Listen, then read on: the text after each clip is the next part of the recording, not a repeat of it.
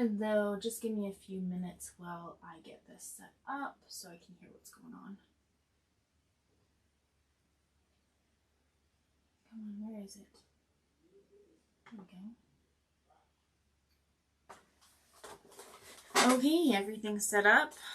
Hi, I am Charity Low. I use the Vinci Eye App to make my photorealistic artwork. We are going to start off with all the fun little things that you can do with the app before we continue on the drawing that we were doing last time.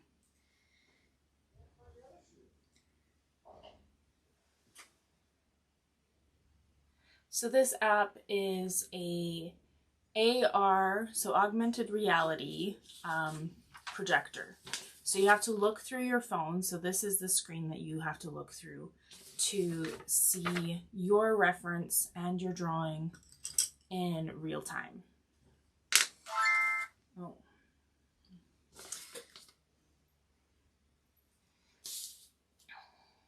So right now I have it in the AR mode, which is sensing this little thing right here, which is called an anchor.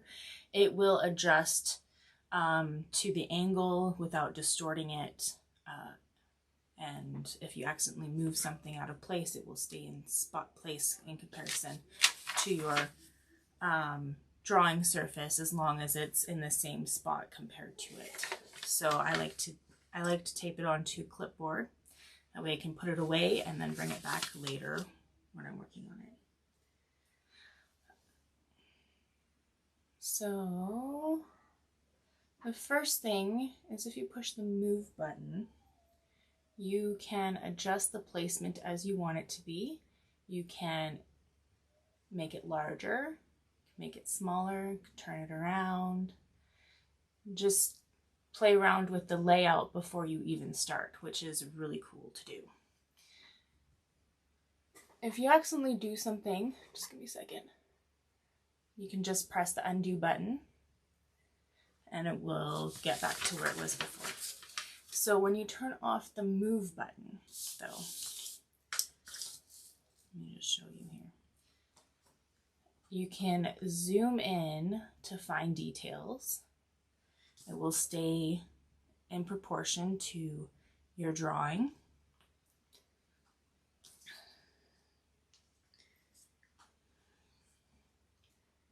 And then you can go back to see the whole picture. One of the first things I like to do with the app is I like to go into breakdown mode.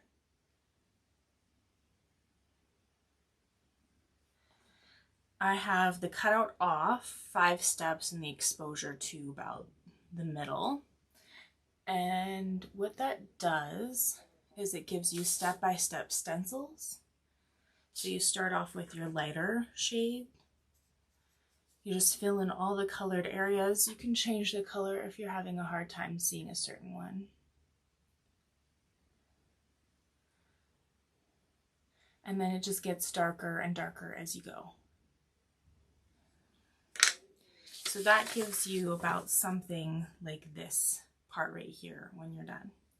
Now, to get more of a photorealistic finish, I like to, well, first I turn off the breakdown mode. I go to strobe, turn that on, and the opacity to the fullest. So this gives you real-time comparison to your reference photo and your drawing at the same time, allowing you to spot the difference, and then you just fix things as you see them. I'm gonna add a little shadow right here since I see it. So let's get started then. We're going to go to the section we were just working on the other day. Hopefully I'll be able to finish this today so we can move on to something else. We got a request for pastel.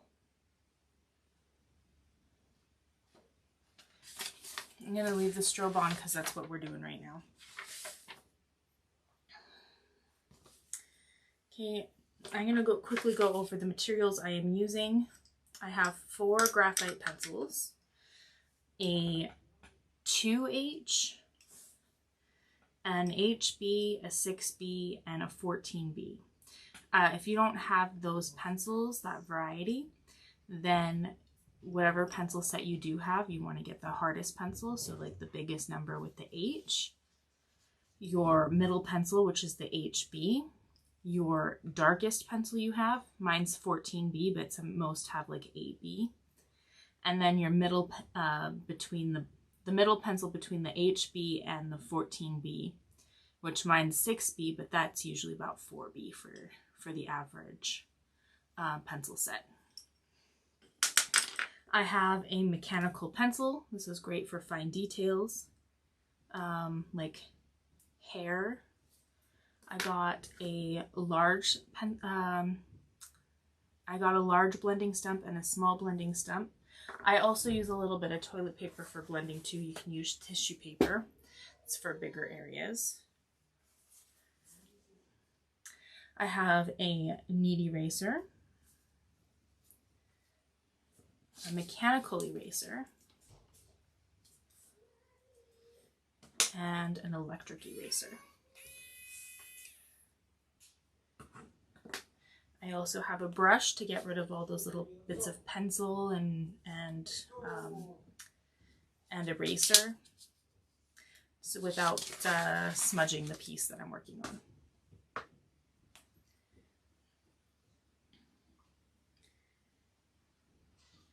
Okay, we can move on. Just give me a minute.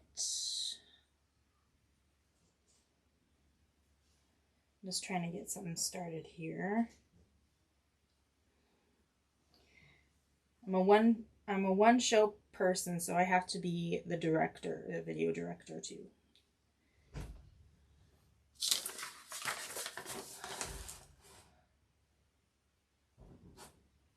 Okay, first what I'm going to do is I'm going to take the 2H pencil, and I'm going to trace those polka dots so that I can have an idea on what I need to preserve for brighter areas. And I'm not putting a lot of pressure on it, just a very light pressure.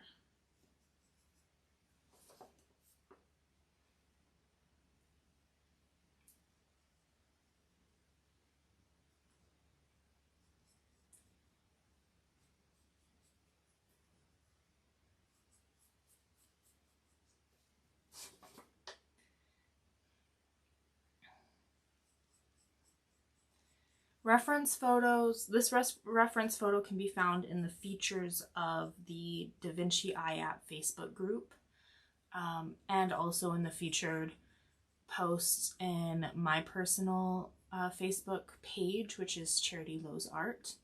It could also be found on the iOS app under my profile, which is charitylowsart, and you just find the little light bulb on the top part of my page, and it should be in there. So recommend drawing along with me. And if you are just starting this piece, go ahead and watch some of the older videos. This is a longer, this takes quite a bit longer than I expect it to be, because they usually take me about 10 hours. And I believe this is, let me see,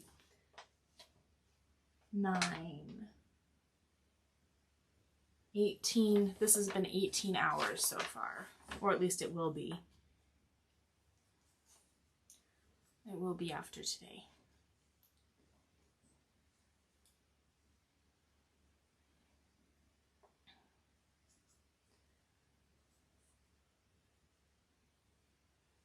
Okay, I think we're good with the tracing out these circles. I am going to take this, there's not a lot of really dark areas in here. There's a little bit, so I'm going to take the 14B.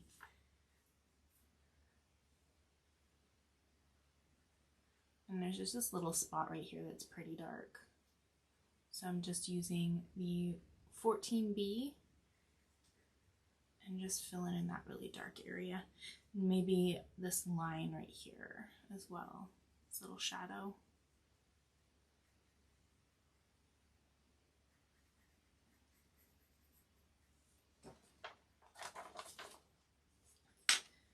And then I'm going to take the 6B and I'll work on some of the dark shadows of the dress.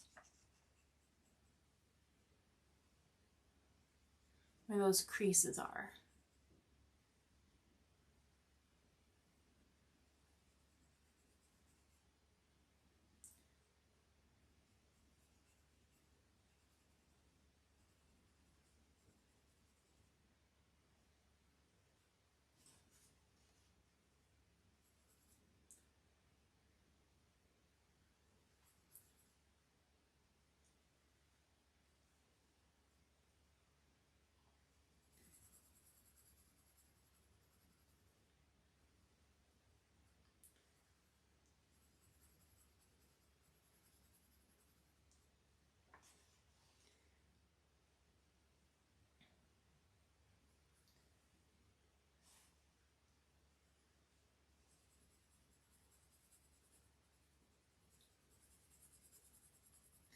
I'm just doing some tight circular motions so that it makes it easier to blend nice and smooth surfaces, nice and smooth transitions between dark areas and light areas.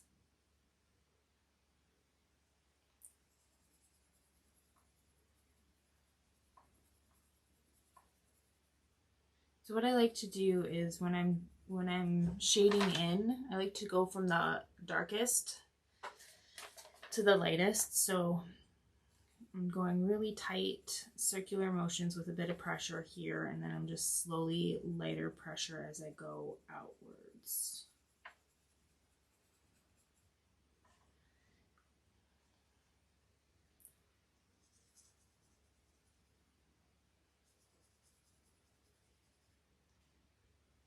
Oh, I just realized that we didn't quite finish the previous section, so I am gonna move it sideways here so that we can finish this. We didn't finish the fur. Oh, and I also forgot to record because I want to record this for a video for TikTok.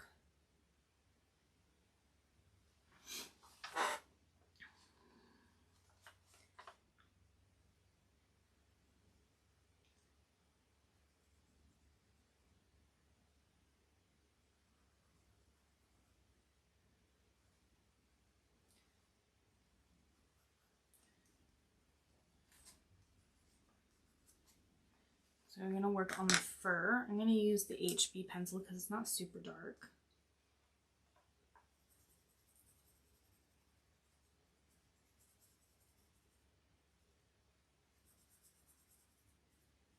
And I'm just, for the fur, I'm doing small strokes back and forth just to add to the texture.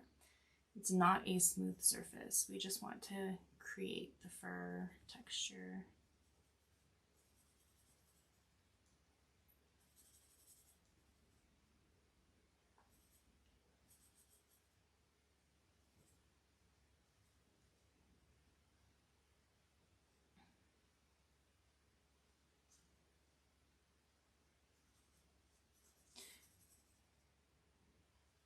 I like to work on one square at a time, perfecting the one area and then moving on.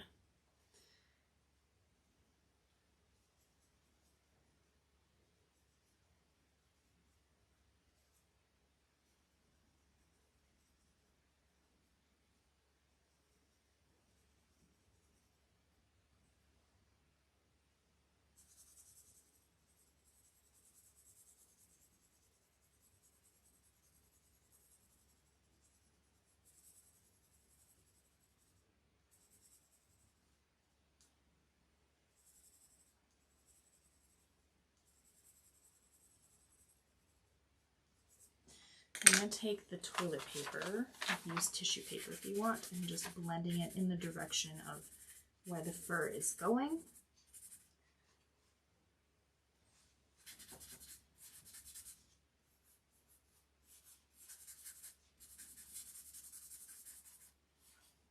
And then taking the mono eraser, I'm going to pick up some of those highlighted pieces here. Just small little strokes of fur. Very short lines.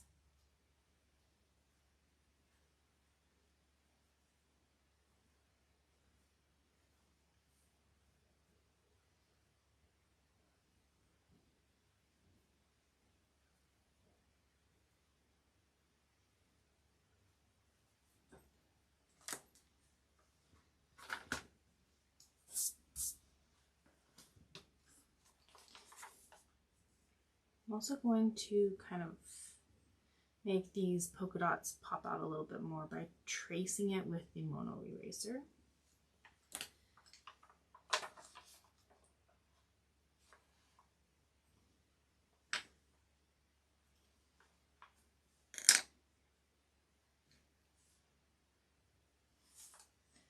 I'm just kind of sculpting the creases of the fabric a little bit with the mono eraser as well.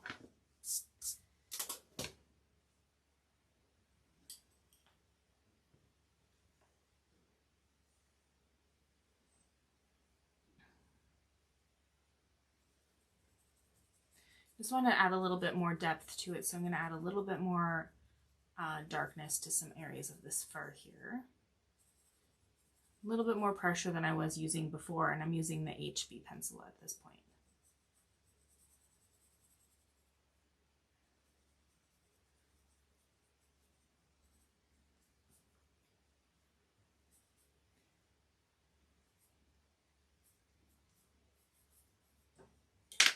And blending it out, I'm going to use this small blending stump for this, and I'm just going from the base of the shadow and just pulling it up.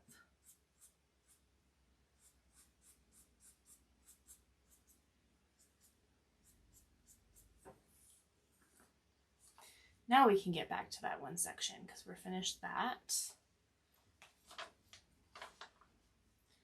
And I think I was using a 6B pencil for this, if I remember correctly.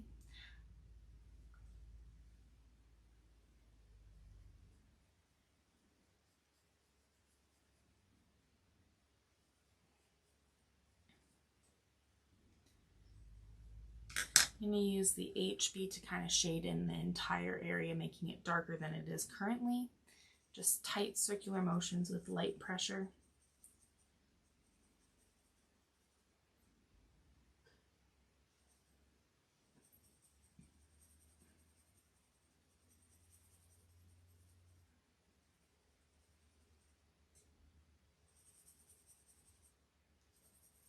If you guys have any questions during this live video, don't hesitate to ask at any time. I do see the comments here. Yeah, even if it is just a little quick thing about setup with the app, how to get it started, I'm okay with putting the drawing on pause while I help you guys out, because this is what I'm here for.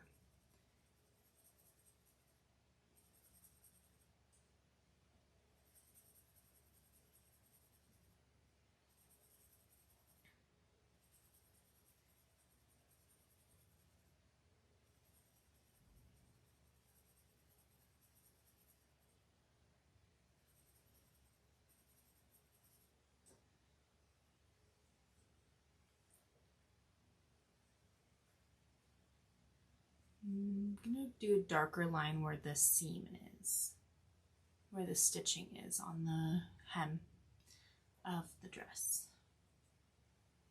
Kind of just, there's some areas that you can kind of see the stitching, so I'm just doing some really close small lines to mimic the thread pattern here.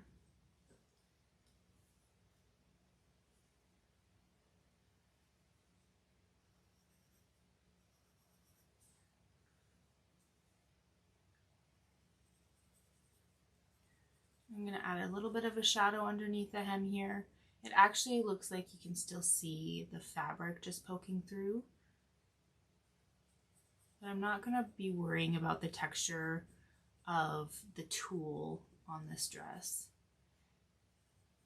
just seems to be extra even for me, and I am an extra person when it comes to art.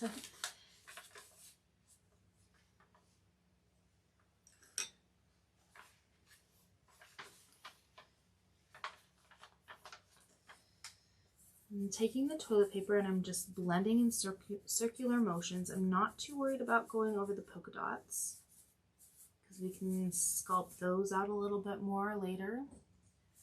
I'm going to add some of that that's on the toilet paper onto that hem of the dress here.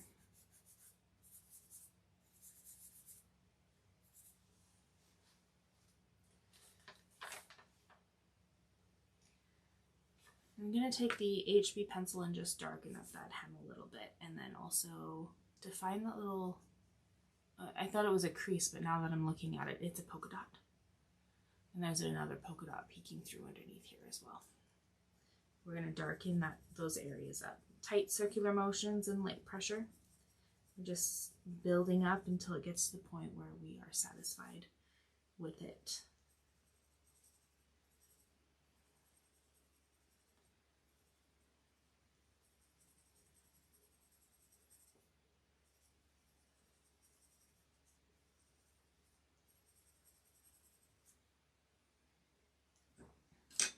And back to blending with the toilet paper. Hi, Raven. Been here since day one. My #1 fan. The only one who really talks to me.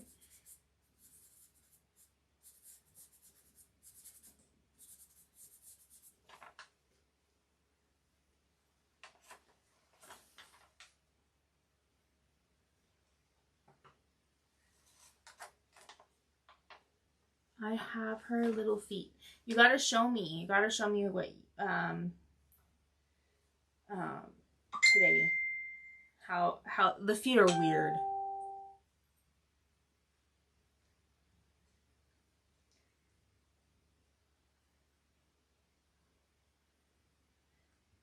So I'm taking a bit of a break because somebody, I don't know, somebody asked to join the group on Facebook. So I'm just adding them real quick, just in case they want to be part of the group because of the video.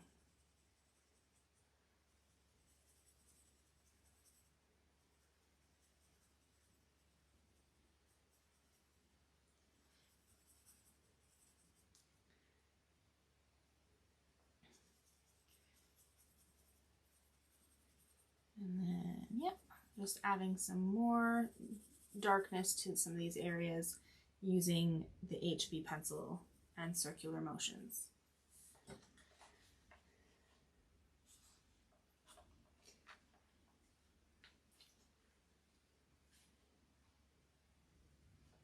She's so cute. I know. I have to do a colored pencil piece here for advertisements, as well as I'm going to be applying to be in the Colored Pencil Society of America. I am not American, but I'm going to join it anyways.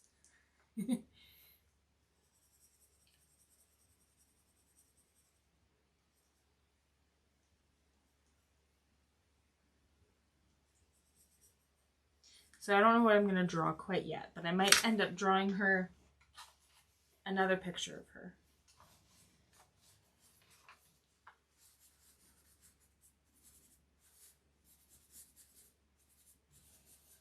I'm just taking the toilet paper and blending it out. Not too worried about overlapping some areas. And then we can work on defining those polka dots a little bit better.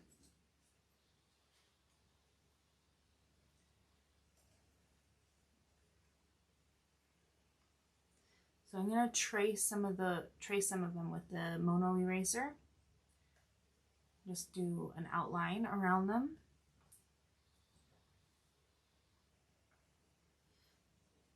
Not all of them need to be outlined, or at least not a lot, just a very little bit of outline to indicate where they're at.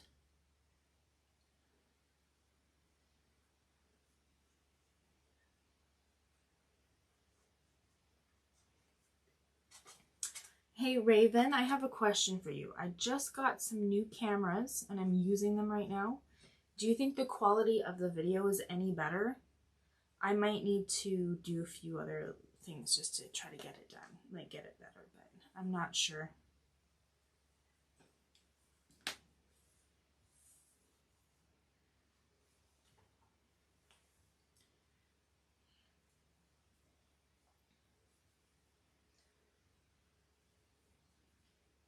Okay, I'm going to take the knead eraser, I'm rolling it out and then flattening the tip of it.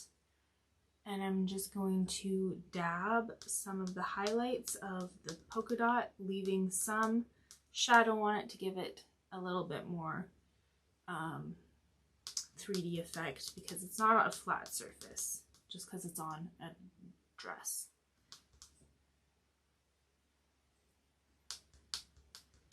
So I'm just light pressure dabbing and picking it up.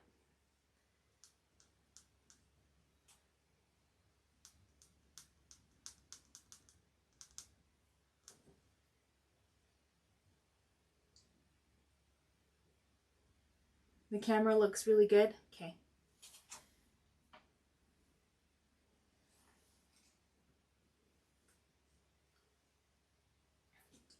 I'll probably look over the video later myself just to see if there's any difference.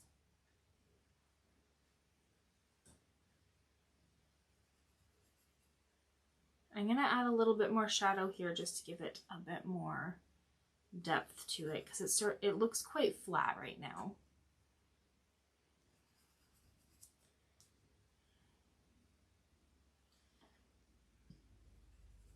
I'm using the 6B pencil with this. See if there's any other spot that needs to be a little bit darker. I think right here.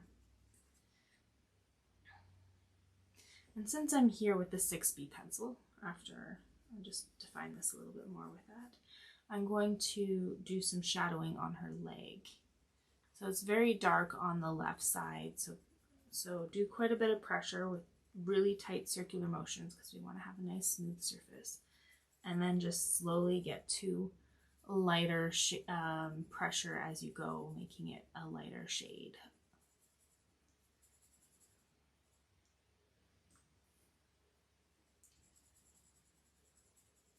It's nice, tight circular motions.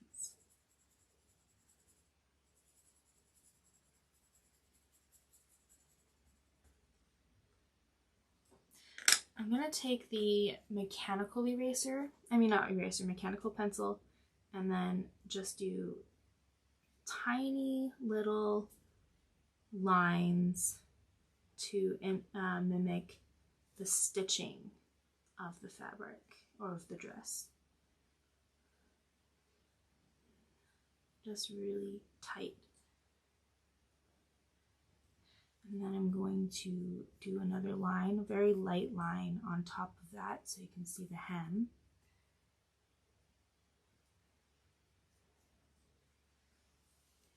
Taking the small blending stump and just lightly doing small strokes to kind of blend that a bit so it's not so harsh of a line.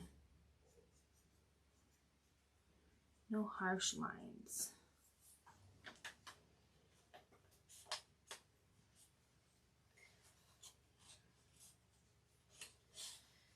And then I'm taking the toilet paper and I'm going to blend that little part of the leg we just did. I'm going from the darkest areas and just working my way out. Kind of also doing lighter pressure as I go too. I'm going to pull that down into like the next sections that we're going to be using, so that kind of gives it the opportunity for it to blend in with the next, when we get to those parts, without it looking like a bunch of squares of different drawings. We want it to look like one drawing when we're done.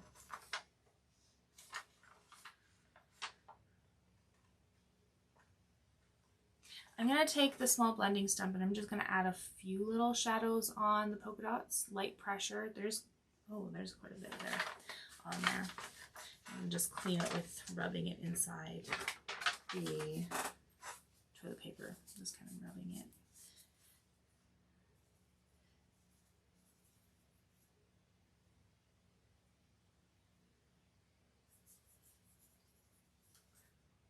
And this one's quite a bit dark, so we're gonna add a little bit with that. We don't want to add too much, so that's why I'm using the blending stump that has the graphite already on it.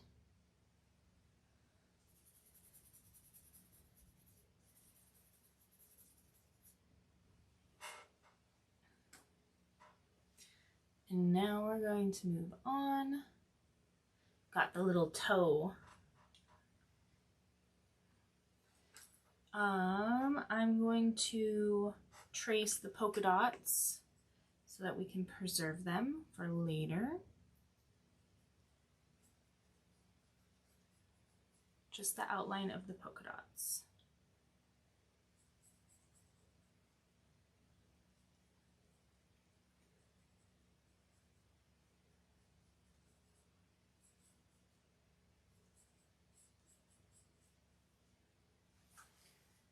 I joined a soft pastel group, and they do impressionistic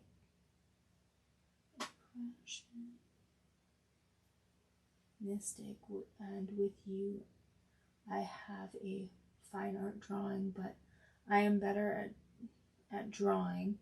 They don't draw so much, but they just make marks. But I do want to learn to be, because I want to do some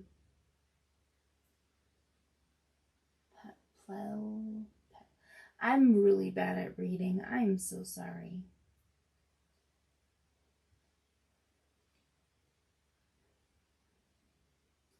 Helen air, no lines. Okay, so from what I can gather of what I tried to read, because it's not you, it's me, because of dyslexia. You joined a pastel group that's not really into doing realistic artwork, more of a impressionistic type of artwork, and you like the roundness of the education you're learning from both me and the group.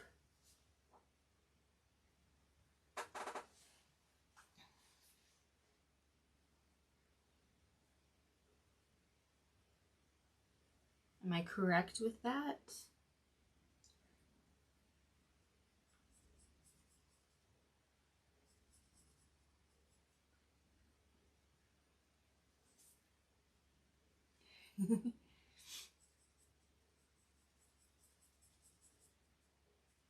I think it's really important to learn from a lot of different artists. And that way you can pick and choose what you like to do to create your own style and your own techniques. Because really, like, all the techniques are practically out there already. Like, there are a few that are really out there that haven't come out yet from an artist, if that makes any sense. There's more than what we've already know as artists. But if you learn from a bunch of artists and then you pick and choose little bits and pieces from everywhere, then that's your own style and your own technique, even though you're using other people's ideas.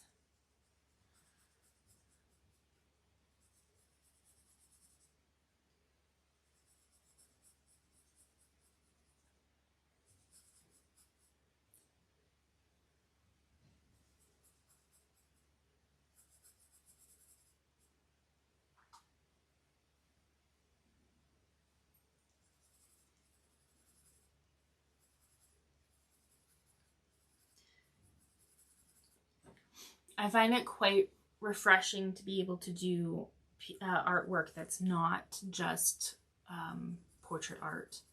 I'm doing quite a bit of crafts too now. Like, I've done quilling just now. It's not the best piece in the world, but it was fun to do, and I'm going to be doing a few more of them. And then I also really enjoyed using deco arts, acrylic, Deco Art stained glass paint. That was really fun to do, and I want to do more of those as well.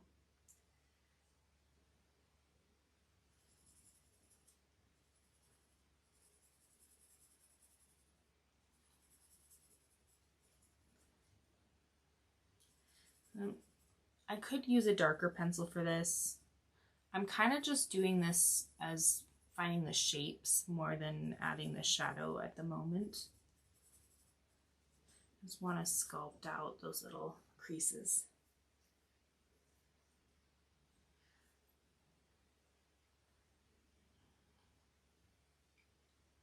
Okay, I'm gonna go in with the 6B pencil and just work on some of those shadows here.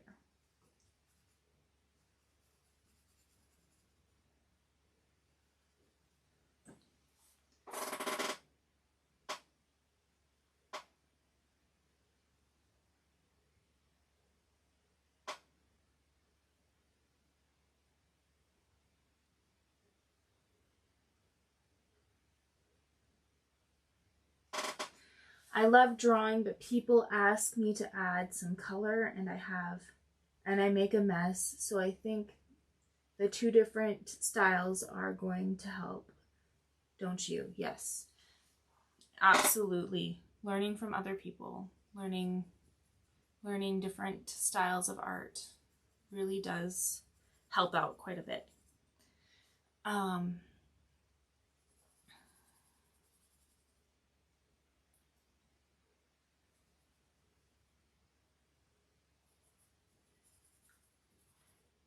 I find like my favorite medium for colored work is pencil work because it doesn't smudge, and you just learn how to for shading and blending.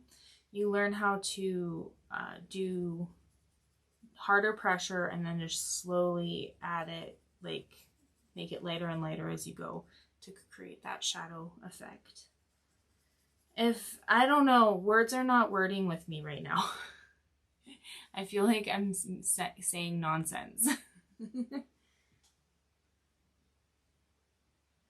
They mostly do landscapes.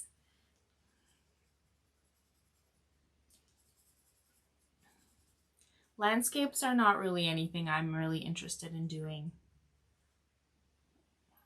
myself. I really enjoy portrait work.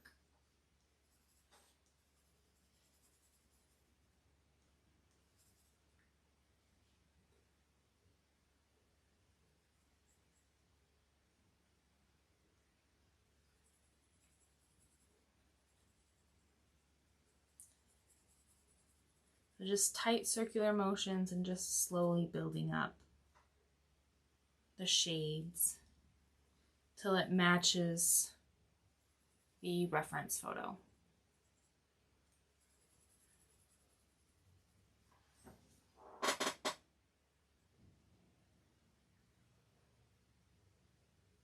You are doing great. I do too. Thank you. I love doing portraits. So for those who don't know, my specialty is doing portraits, mostly people portraits, but I also do pet portraits. And I do pencil work. Those are that's what I'm good at. I am more than happy to do like beginner starter classes of other mediums, watercolor, acrylic, pastel. Also doing some more crafty stuff like quilling and fabric painting, the stained glass painting stuff too. Whatever you can find on my Facebook page are things that I've already done, but I'm also willing to learn along with you, trying some new stuff. So yeah, we'll just let me know what you want to do.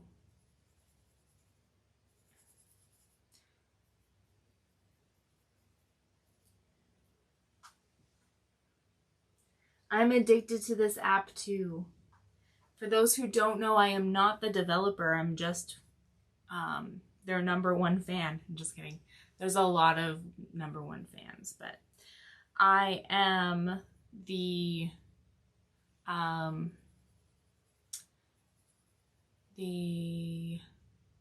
I'm trying to think of the word. I'm head of the fan club. I'm the president of the fan club.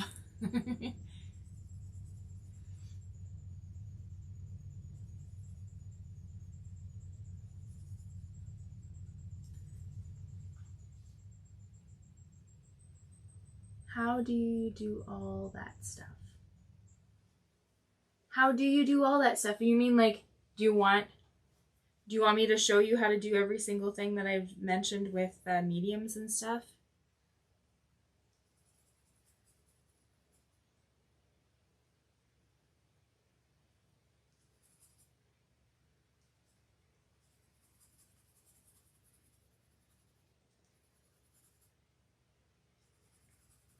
I will make a list of all the things I've ever done, and then we can slowly work through them. But you also wanted to do some more pastel too, so I think pastel will be our next one, and then if there's no other requests, then I can start going through all the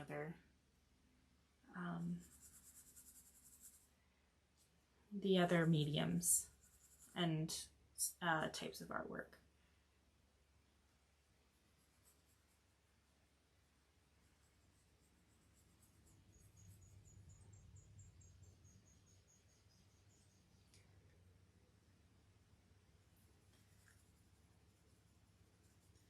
Reason why I have experience with a bunch of different types of art is because I'm the one that makes most of the advertisements for the Da Vinci Eye app, and they want to have a wide variety of different things you can do with it, so that they can see that it's not just for one type of art. So like even decorating cookies is something I've done too with the Da Vinci Eye app.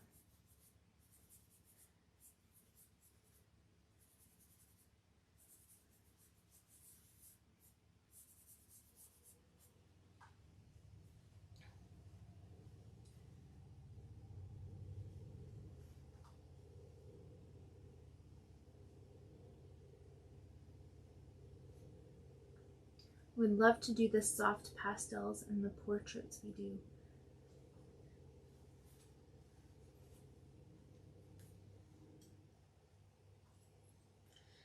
This is still quite a bit darker, so I'm going to add a little bit more pressure for this part, and then just slowly soften it as I go outwards from that spot.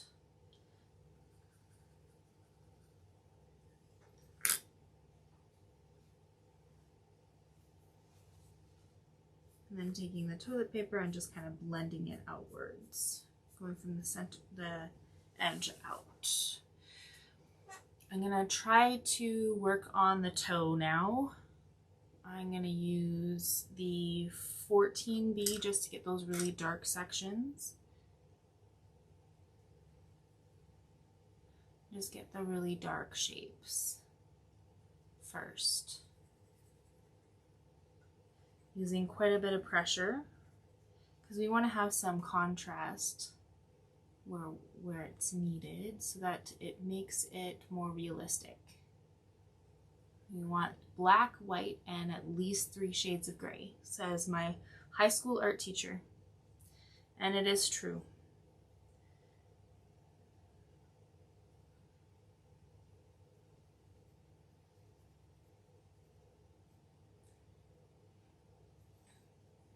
There's a dark line where the hem is, so I'm gonna trace that too. First, I'm just gonna get that line in there first, in the right spot, and then I'm gonna go over it while looking at the drawing itself directly.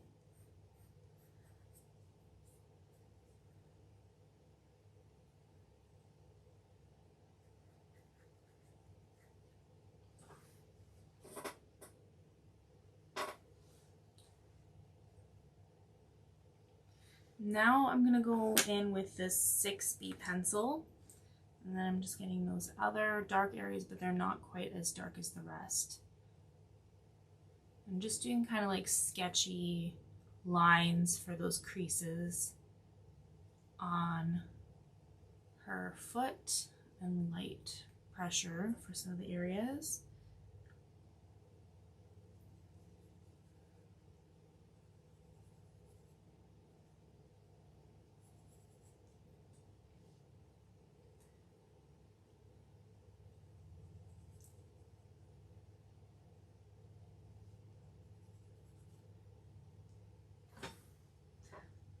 I have 2 areas now, one set up for working with the app, and the other end of the table I have set up for using the mural maker for soft pastels. I wish I had that kind of space. The space looks a lot bigger than it actually is.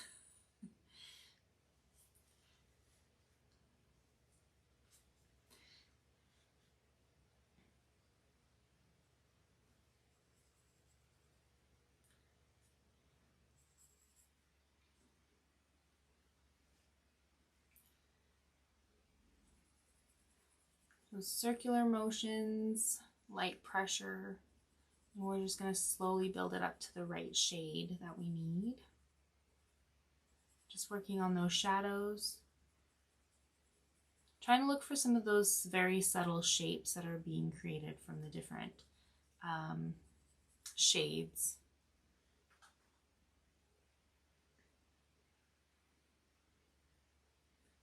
It's all in my drawing room. My drawing room's quite small. And it doesn't help that I have my computer desk in here, which is a very hidden computer desk. It's like behind me on the left, and it's like a little hideaway piece. And then I have a lot of stuff I need to store, so I got a lot of shelves.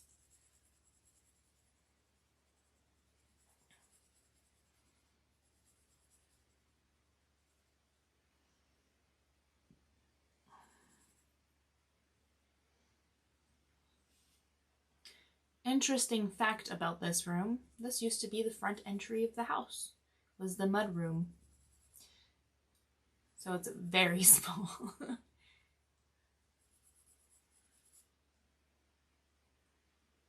The door used to be right behind me.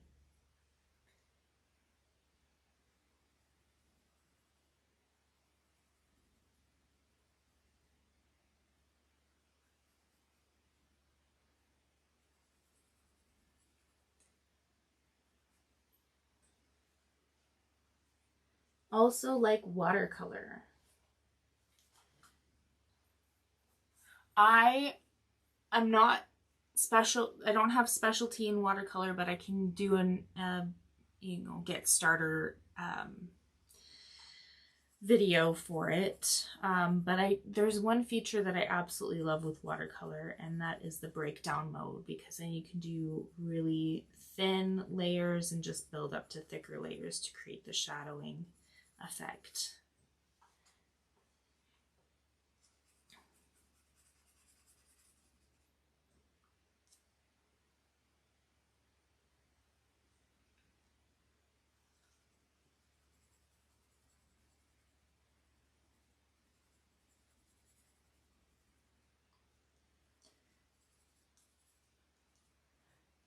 Slowly building up, making it nice, soft, circular motion so that it makes it easier for blending.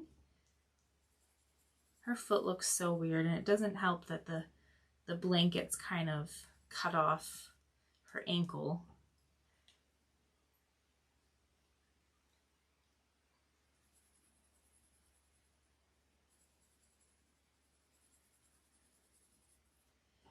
I'm going to take the toilet paper. I'm just going to blend it. I'm going from the edge of that shadow inwards towards the center of the leg and the foot. Just, yeah.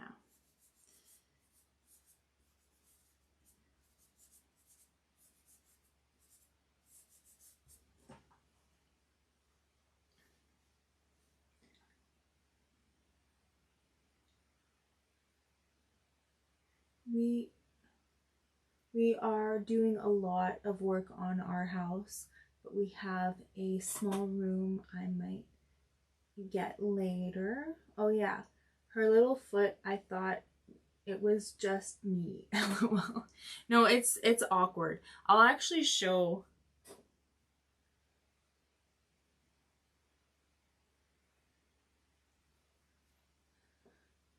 Okay, let me go turn that off. There. Strobe off for a second. And it's just, so if you do, like, it looks weird already because the blankets just made it look like an odd shape. But if you accidentally take that shadow all the way down, like the really dark part all the way down, it just cuts off her foot. So it's just, yeah, you got to be very careful, but it's still really weird.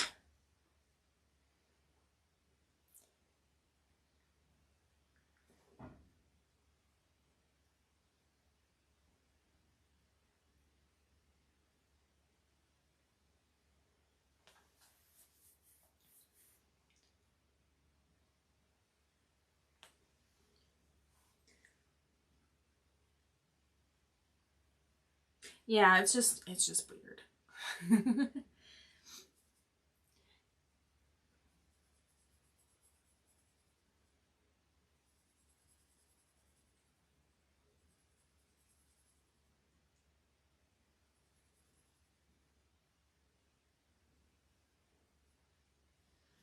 Still just adding a little bit more as I go, getting some areas a little bit darker, just a little bit at a time.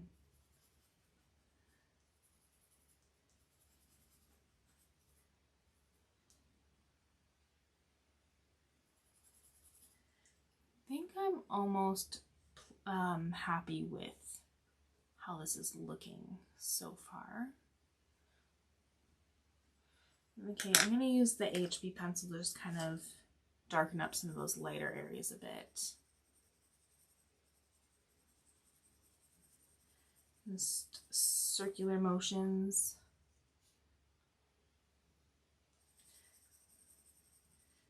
That foot kind of blends in. I just noticed. Okay, I'm going to take the big blending stump. I'm just going to drag from the left side and towards the center for those really dark shadows. And then circular motions where that fabric is.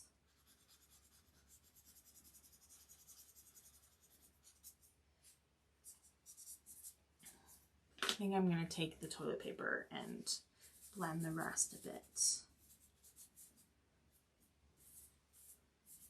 Okay, now let's work on defining those polka dots. Can't believe everything was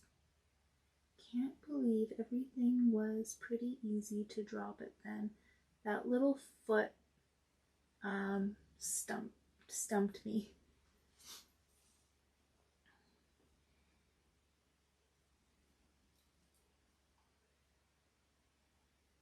And you just gotta be very careful. I might mess up still. I haven't gotten up to that awkward part yet. Almost should have just cropped the image to the point where the foot wasn't sticking out.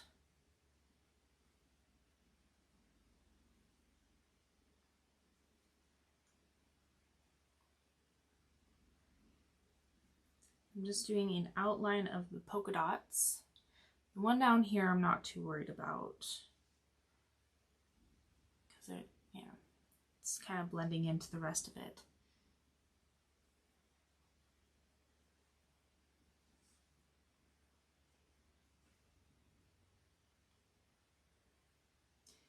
And then a light line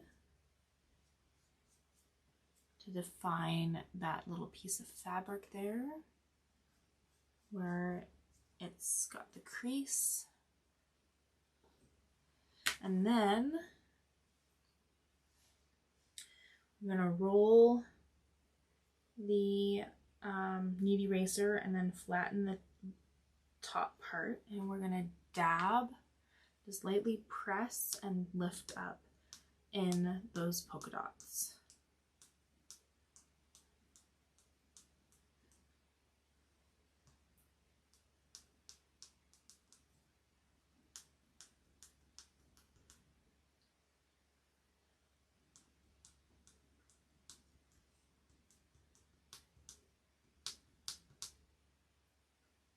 What's her name? Her name is Jenya.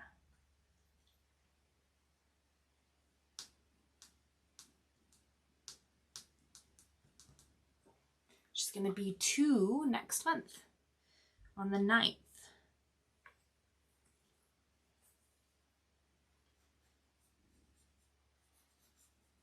Taking the small blending stump and just softening up that line of the seam here. And I'm going to also soften up these shadows on the foot.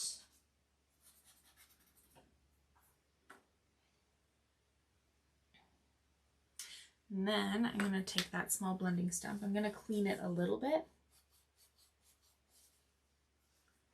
And then add a little bit of shadows with that little bit of graphite that's on there already to some of these polka dots here to give it more of a 3D effect, as this is not on a flat surface. It's got a little bit of shadows on them themselves. This polka dot needs to be darker, so I'm just going to shade it all in.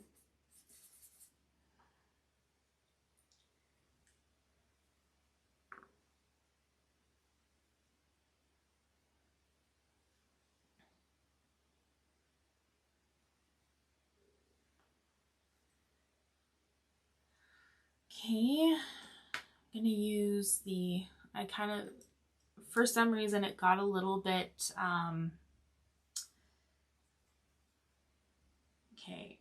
unaligned a little bit. It does happen. You can fiddle around with it until it lines up perfectly, but I'm not too worried about it. The only time that I'm really worried about it is the face. If the eyes are not lined up properly, then it's gonna look really weird. So when it gets to the bottom, sometimes it's a little out of line from what it was, but again, it's not a big deal. And I think it's so minor. But I think it's just the little difference of the placement of me putting the clipboard back on the table, or the phone is not exactly where it used to be. But again, it's so minor. It's a lot easier than having to realign it every time using the classic mode. They are working on some updates on the apps, the Vinci Eye App on iOS and Android. So we'll see if that gets a little bit better. So I got the 6B right now. I'm just tracing some of those dark lines between the toes.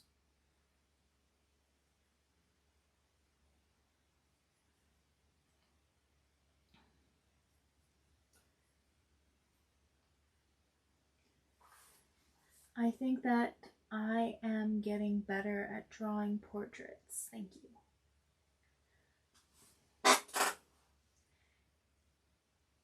I am not to take credit for that. That's all you. That's you having the passion to,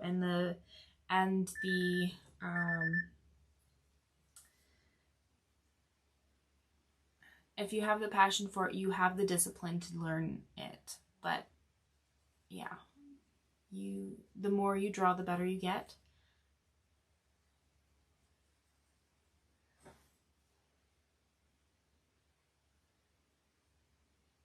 Braver with the darks, yes. And it does make a huge difference getting those darks. Anyways, it is halftime of this video. So I think I might actually try to finish this. Might be a longer video today to finish this because we're so close. But anyways, Time for a quick break. Grab some coffee, get your questions ready. This is a great time for Q&A, but yeah, I'm gonna stretch out. I'll see you guys in a bit.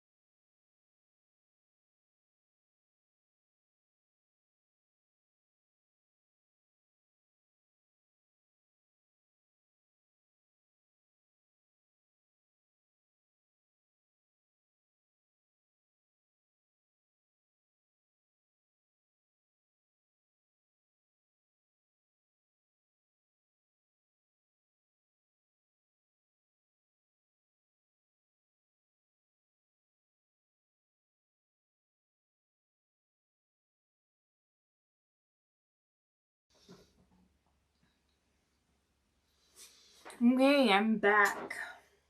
I got a snack. I made cookies today. I mean, it's not today, last night. I was very busy yesterday.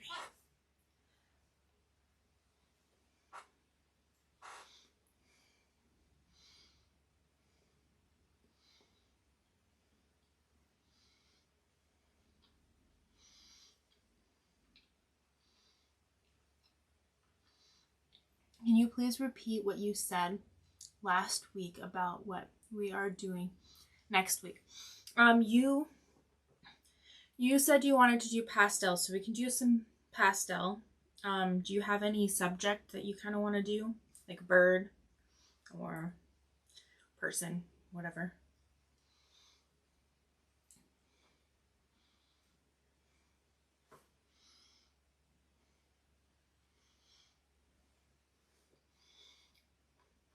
I need to get, like, if you don't tell me what you want to do, or give me an idea of what subject you want to do. Or even if you do, I'll give you a few options on the Facebook group and people can vote for what they want to do. Which you'll probably get the only vote because you're like the only one here.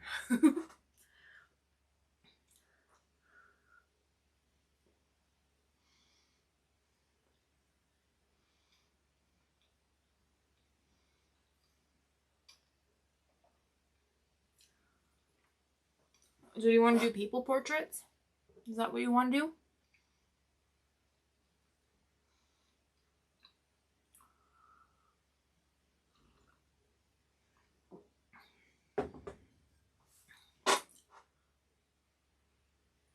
Okay. I'll go look on Unsplash for some pictures and maybe go through my personal stuff too to see what pictures are available.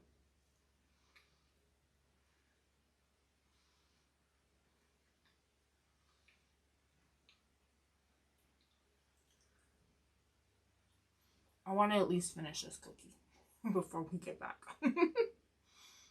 A good cookie.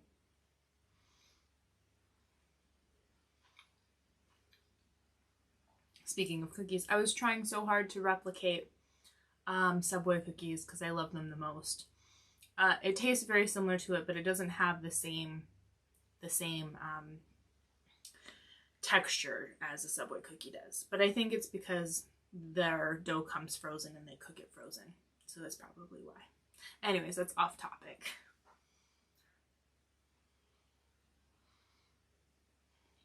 Do you think that I could ever make money from art? Yes, I do believe you can make money from art. Chemicals. Chemicals will definitely make a difference in cookies.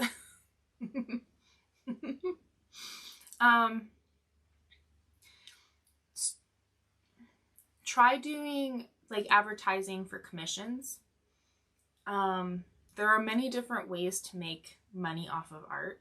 Like you can sell copies of generic pictures. You could do commissions for people. You can make sketchbook covers and sell them on Etsy. So you can like go to Zazzle or print some kind of printing thing and have it so that it's by order, so that if somebody puts in an order for a certain image, then that company will print it and you get some of the money from it. So you could do it that way too. There's just so many different ways to make money off of art. Or you can also partner up with art supplies. So for example, Prismacolor.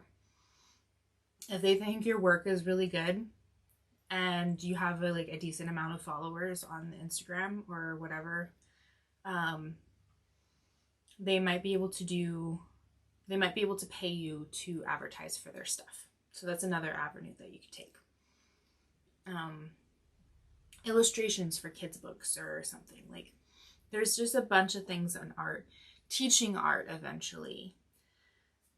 You don't have to teach in person. You could teach online and have pre-made classes that people just watch the videos and yeah, just.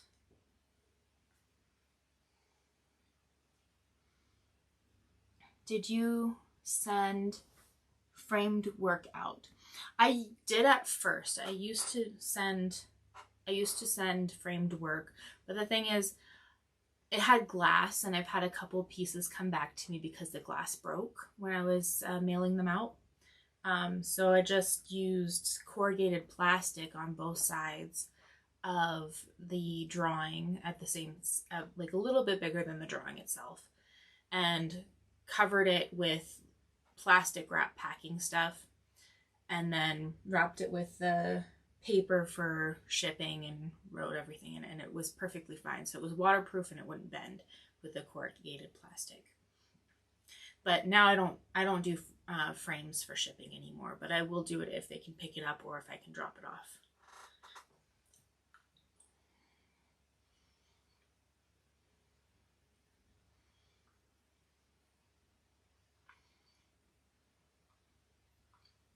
I'm almost done my cookie.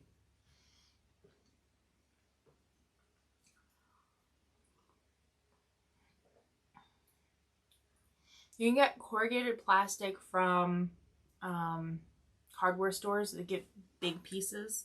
They'll give you big pieces. Cut them down to the shape, the size and shape that you want them to be. I need to get some more myself.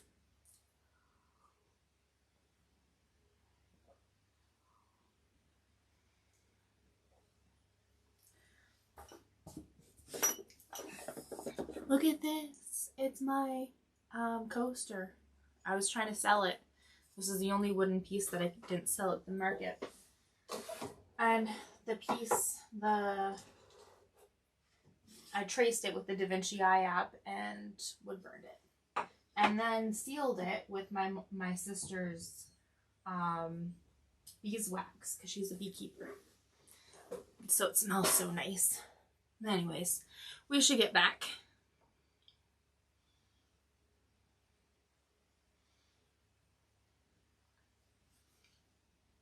Oh, I'm sorry, I'm just rebooting. Sometimes I feel like I'm a robot that needs a minute to just catch up to what's going on. Okay.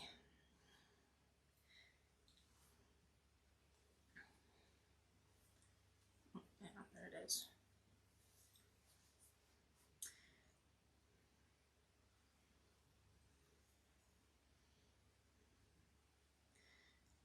No, that's not. Why is this a star? I don't want that to be a star. Okay, sorry about that. There's a time-lapse video so far. Just gonna make sure I can get that time-lapse video going again. Resume. So strobe on with the opacity to the fullest so you can see all the little differences. My daughter is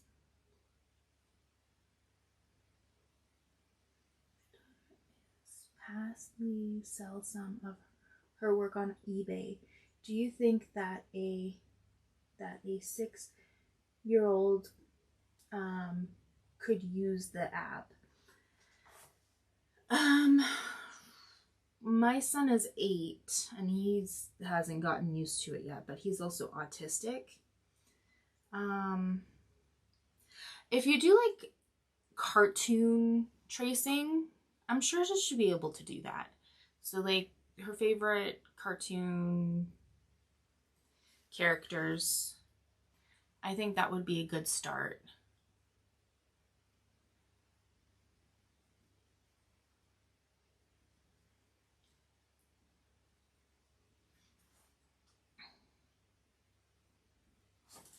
ADHD. Well, it doesn't hurt. Like, why don't you set up like a cartoon thing to trace?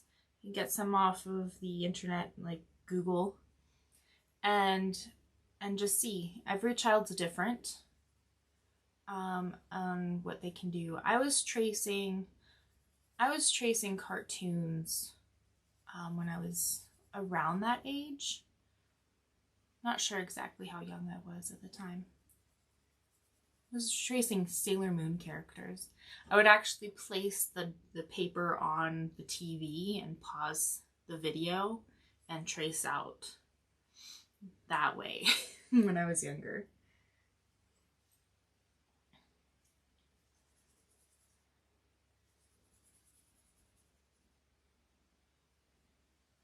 I was a cheater artist all my life. I also learned how to do gridding, and I also used to be really good at freehand work at one point. But it takes like a couple months if I were to do it days on end to do freehand work. So, and time equals money, especially if you're trying to make money off of portraits. So I started tracing again, just to speed up the process and make my artwork more affordable for my my customers.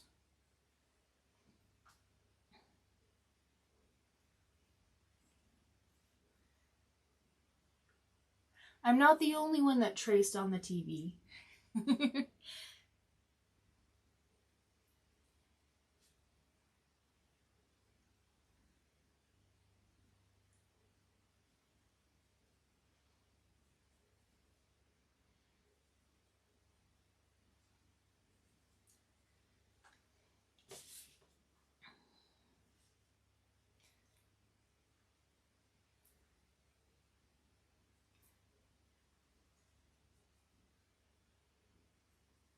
I'm just trying to get those darker lines first, and then we're going to work on the shadowing. I'm using the HB pencil now just to get those shadows now. And the little rolls have their own rounded little shadows.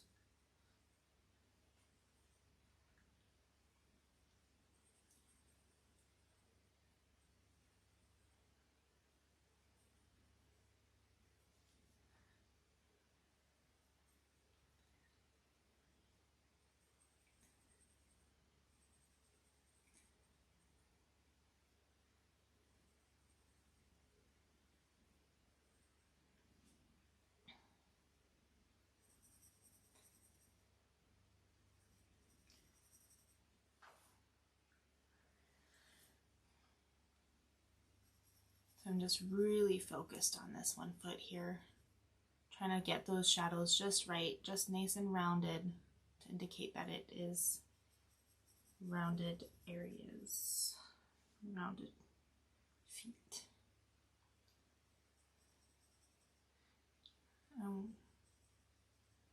I don't know what I'm saying anymore.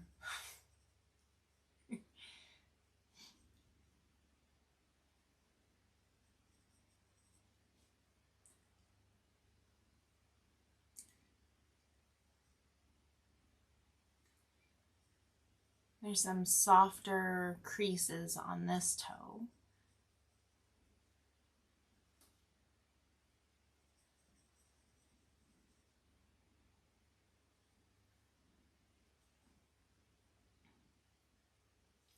I'm just looking for those subtle different shapes that are being created by the different shade of gray. I'm just doing circular motions, trying to do them nice and tight, circular motions with light pressure. And then taking the toilet paper, and we're kind of just doing a curved strokes with it. Just kind of emphasize to help with the shapes, the sculpting of the shapes. And I think that's pretty much done. I'm gonna take the mono eraser, the mechanical eraser, and just do a few little highlights where the sun is hitting her a little bit. Hitting the little parts here, kind of defining each toe. They're right next to each line that you see.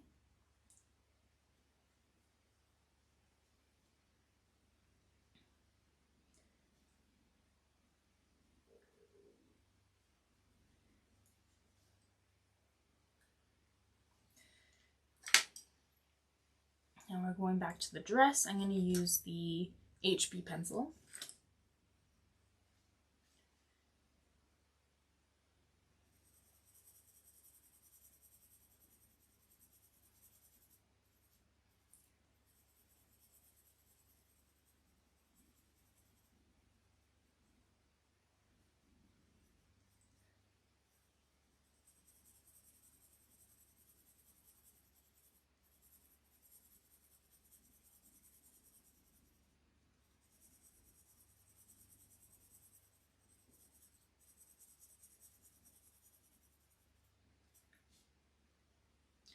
Just doing some tight circular motions, looking for those subtle differences in the shading. Remember, you're playing spot the difference.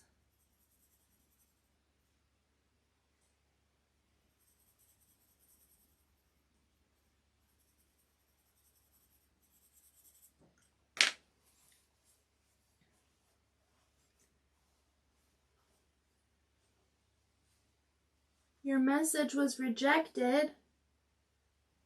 I don't know why it rejected you.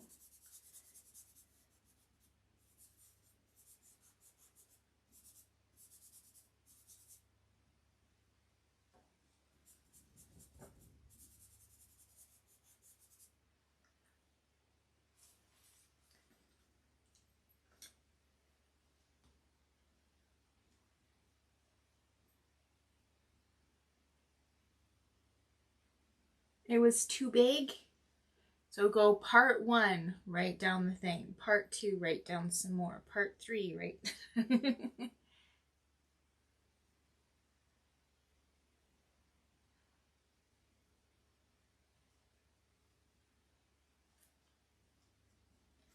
I'm just doing the outlines of these polka dots, just kind of make them stand out a little bit. And then back to, where is it? Rolling the knead eraser and flattening it. And then we're going to dab and pick up. Just light dabs. Where you see a little bit of shadow, just leave that be. And then I'm going to take the small blending stump, because there's a crease in this one. And I'm just going to get that crease here. There's already graphite on that. I think I put too much on, so I'm going to just dab that again. Just lightly, very lightly put on that. You don't need to put a lot of pressure. And then a little bit right here, the bottom part. And then we can darken this circle just a little bit.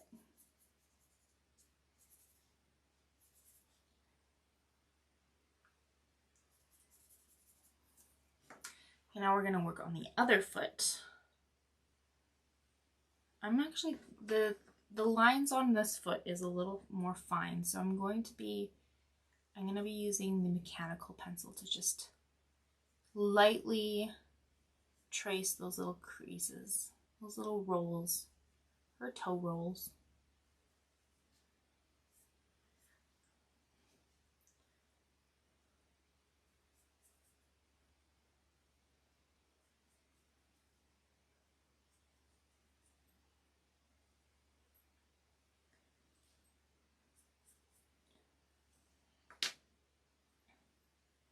I'm going to take the HB pencil.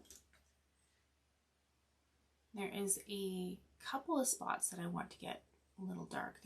It's not super dark on this foot. Just a few little areas. Just doing tight circular motions for those little spots. And then I'm going to go in with the 2H pencil and just shade in the rest. Using the circular motions, really tight circles, so that it makes it easier to blend.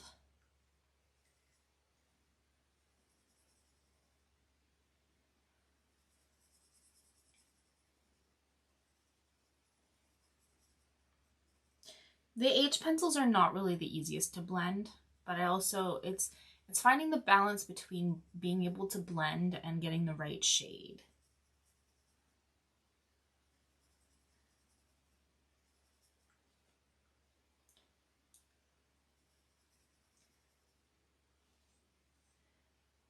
And then very light pressure to fill in the rest because it's not white.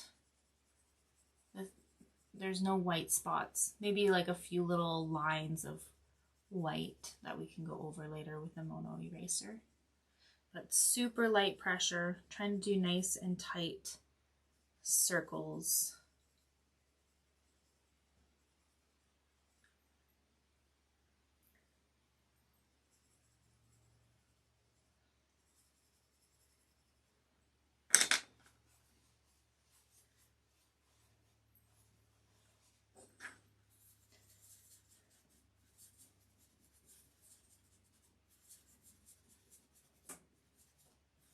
And then just blending it out. I think I need to erase something here. I'm going to take the mono eraser because there's a line right here that I want to get rid of. And then I'm going to blend that again to get rid of that line.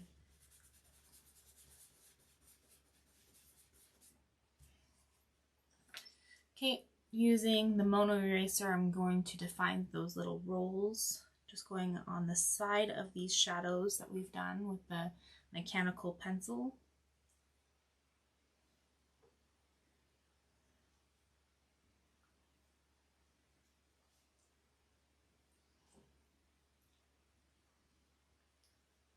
I think I might want to darken those up a bit more. I'm still going to use the 2H pencil. It's very small, very, very, very small circular motions. So it's a nice soft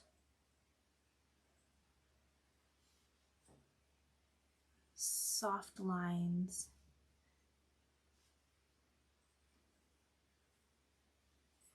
And then I'm going to take the small blending stump and I'm just going to lightly blend that, just ever so slightly. Okay.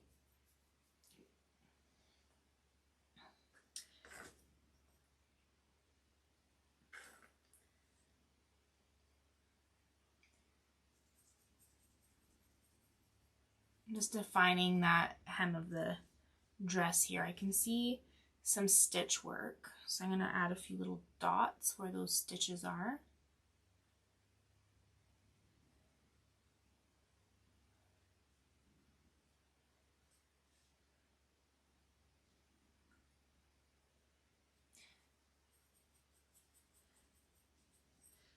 And then taking the blending stump, the small blending stump, and just lightly blending that out.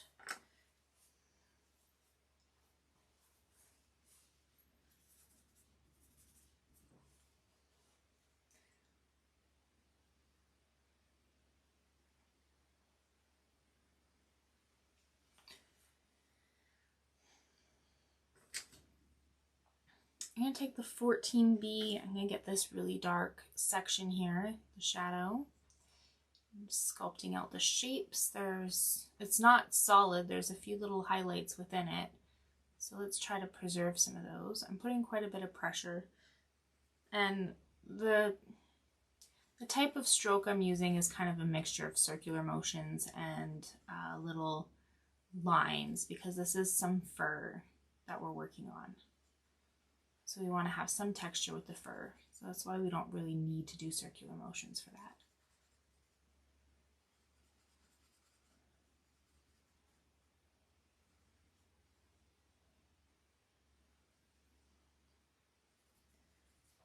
Okay, and then I'm going to the 6B pencil.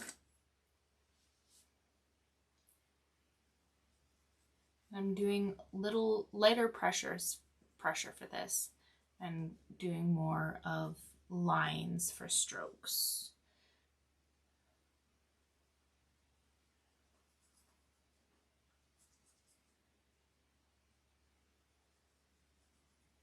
And kind of accidentally drew out of the lines. I'm just taking the mono eraser to fix that.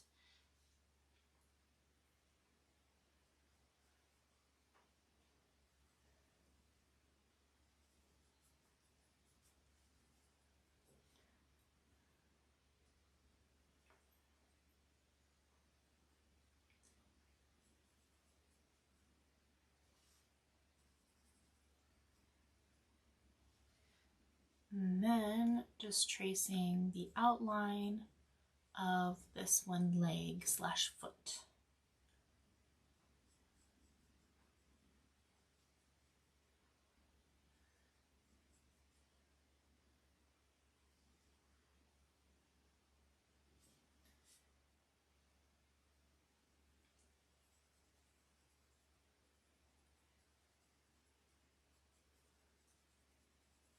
Circular or short little lines to shade in the fur. It's up to you. The lines will help add to the texture of the fur. And then we're going to use the HB pencil.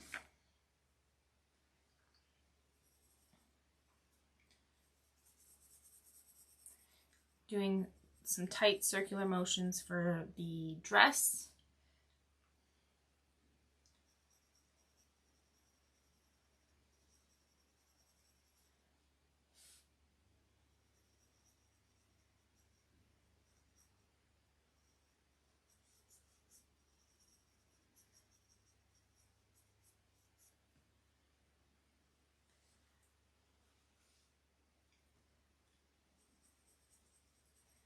And just small little strokes for the fur.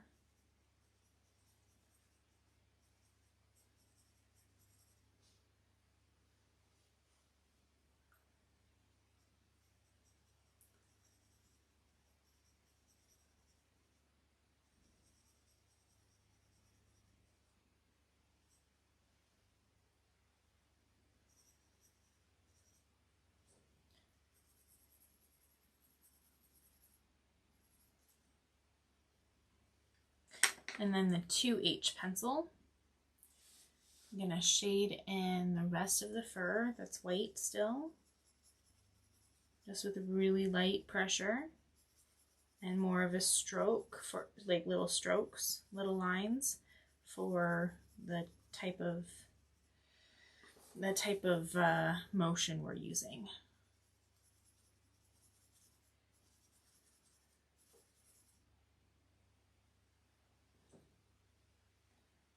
And then we're going to darken up her leg a little bit. Light pressure with circular motions, try to get them nice and tight.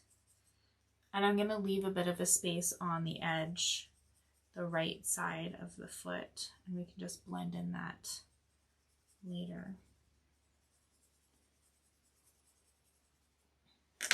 Then we're going to blend using the toilet paper. I'm going to do her foot first because it's the lighter area. Just kind of blend it towards the edge. And then I'm going to blend the fur. And then using a different part of the toilet paper, I'm going to be blending the dress. Little areas that I worked on the dress.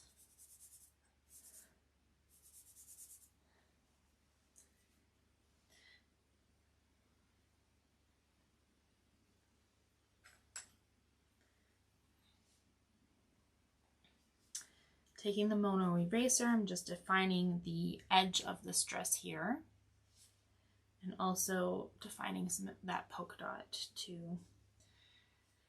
Another line on the right side of that leg slash foot, using the mono eraser, and picking up a few little spots of highlight on the fur, just small strokes.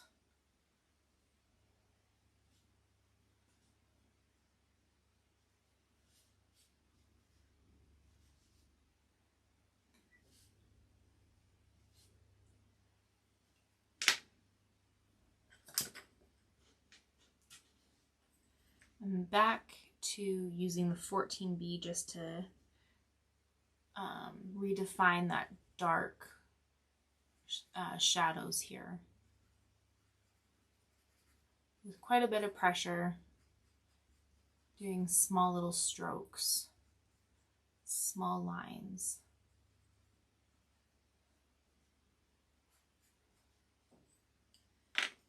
And I think I'm going to go back with the HB pencil and do a few little more defining sections on the lighter part, like the lighter fur. Just give it more dimension, because it looks quite flat right now and we don't want that.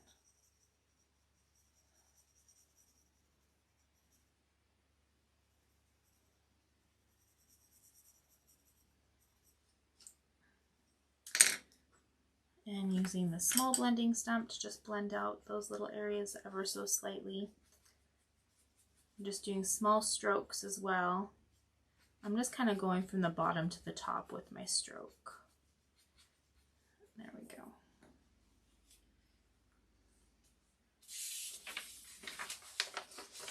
Now we are on the last row. So let's see how far we can get. And then we'll decide whether or not I need extra time.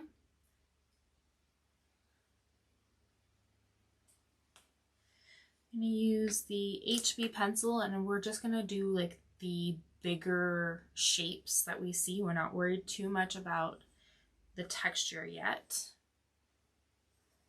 But we are going to go in the direction, like the strokes are going to be in the direction of the fur. So this is the darker area. I'm just shading in with the HB pencil.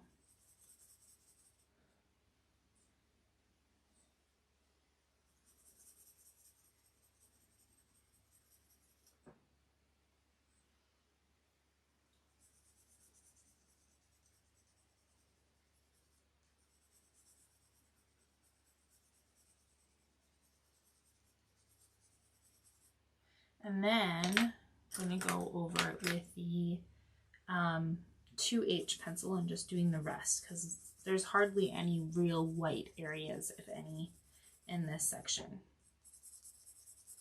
And just try to follow the direction of the fur so that we can add to the texture of it.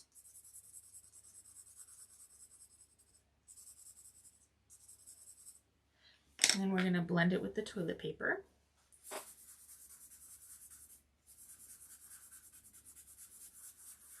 Just going to analyze it to see if the base shadow is as dark as we want it to be. And I think we need to add a little bit more, so I'm going to use the HB again. Just get it a little bit darker in some areas. It's only in a few areas that I want it to still get a little darker. I'm not going to worry about going over the whole thing again.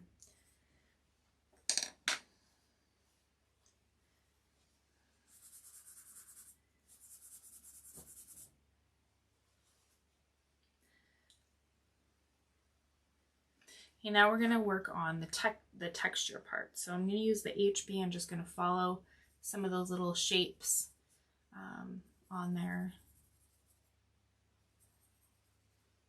You don't have to copy it exactly. If you are already good at mimicking fur texture, just go ahead and do your own thing. This is a good practice point for learning texture and how to create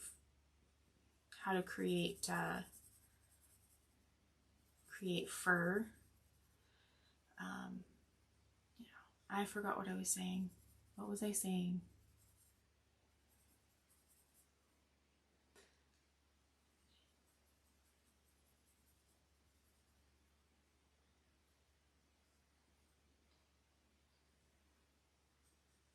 So I'm not copying it exactly. I'm just getting some of those obvious areas.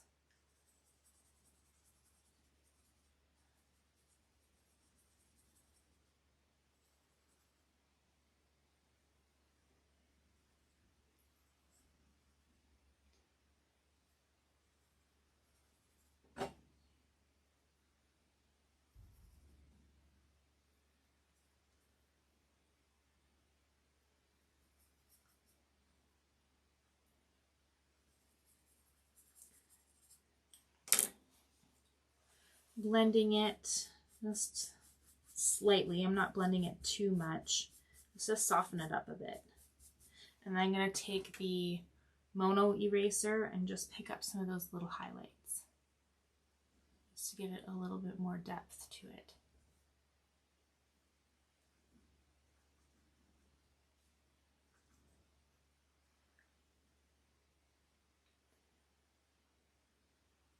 Now we're moving on to the next one. Still, we're going to work on the base shadows first.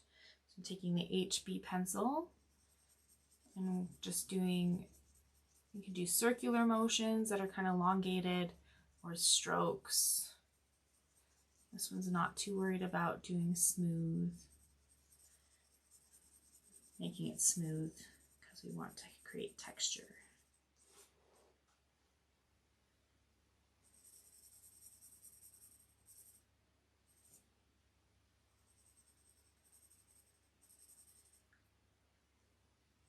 Okay, now I'm going with the 2H pencil to fill in the rest. Because again, there's like very little actual white in here.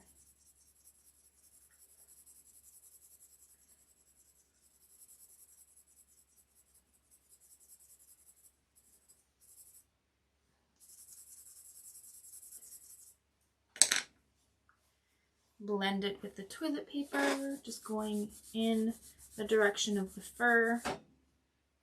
Take a look at it, analyze it to see if it needs to be darker for the base shadows, which it does. So I'm taking the HB pencil again, just darkening up some spaces.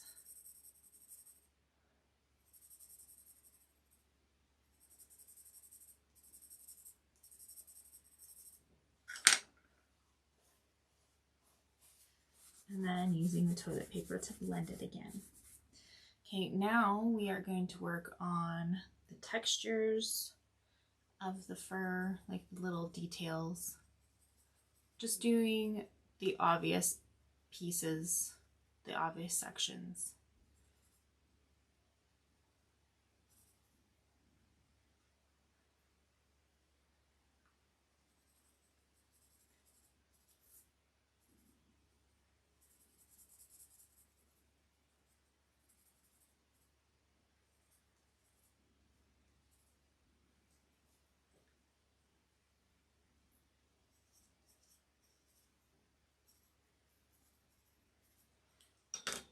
Taking the small blending stump and just kind of softly blend those out.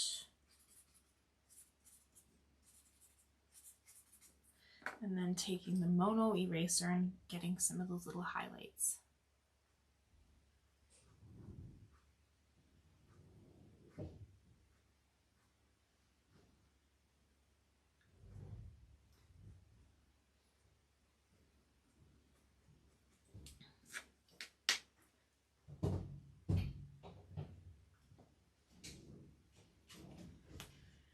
Getting closer. We'll see. Okay, I'm gonna ask you a question, Raven. Should we stay on for until this is done? Which I hope it doesn't take much longer than another 30 minutes over time. Or should we wait until next time? Or should I just do it offline and be done with it? I kind of want to finish this on the camera.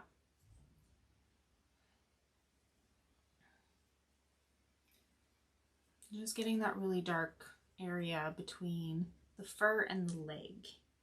And we're going to do some circular motions within that little space. I'm doing quite a bit of pressure here so I can get it fairly dark. I'm more than willing to stay on a little extra today just to finish this.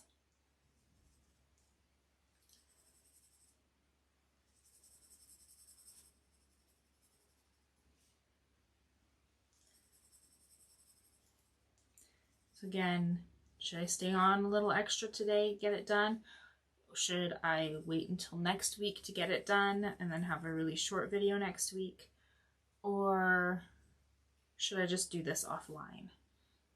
I'd rather not do the last one though.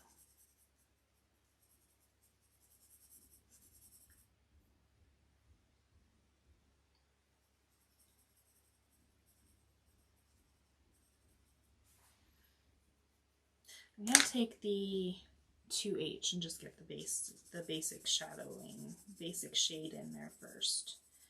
I know I was starting to do the texture, but I changed my mind halfway through it.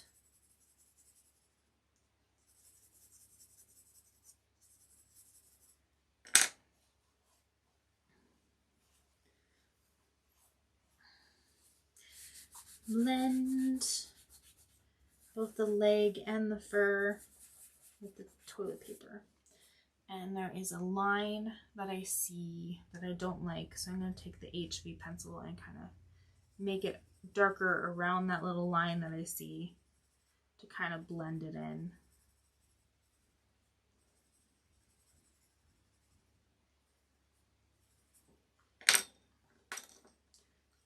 Not quite what I want yet. And then just slowly get lighter as I go out. Kind of help blend that a bit.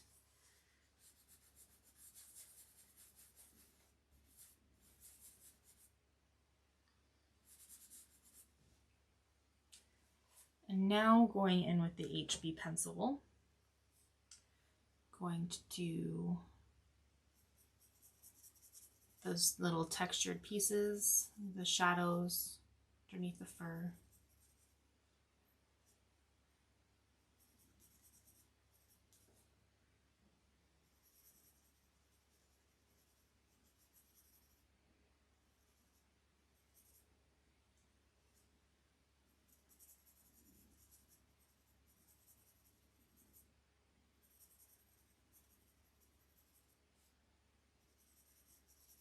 This was a really long project, and it's all because of the fur.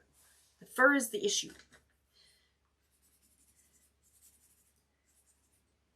Even though I've been doing art since as long as I can remember, and doing commissions since COVID, I'm always learning myself. I'm always learning something new because everything's got a different texture in it somehow.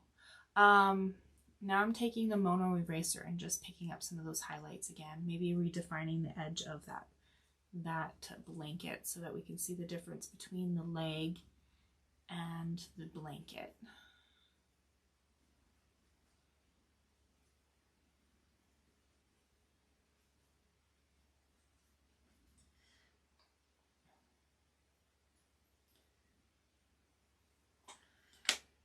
Okay, I'm going to take this 6B pencil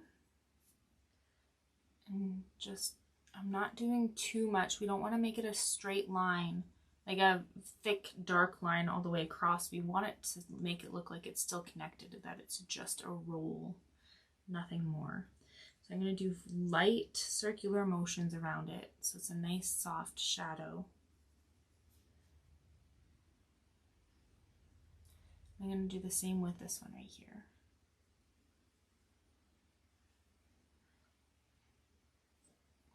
And then I'm going to do some shadowing where the fur and the and the leg connects, where it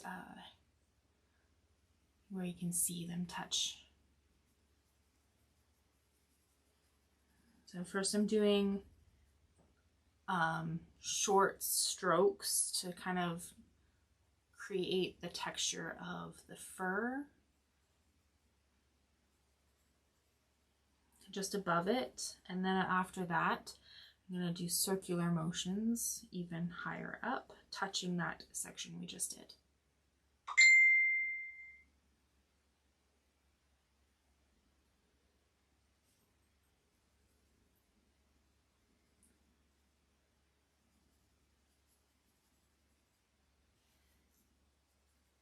I'm going to try to blend that shadow in a little bit more upwards so that it doesn't look like it's a different, like you get that line from just working on one section at a time.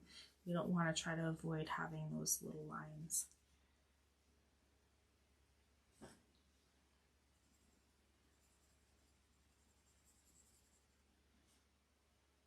We don't want them. We don't want lines that separate each section. We don't want them.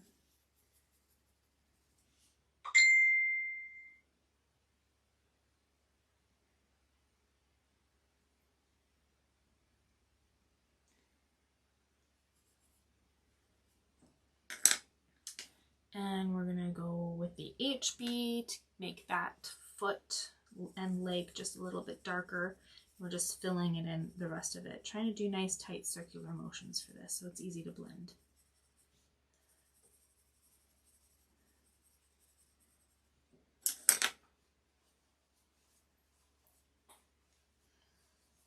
And blend. You can blend all the way to the other sections that we worked on previously. So it's nice and smooth, cohesive. And we're going to use the HB pencil to do the basic shadowing of this fur blanket. Do more of strokes for this.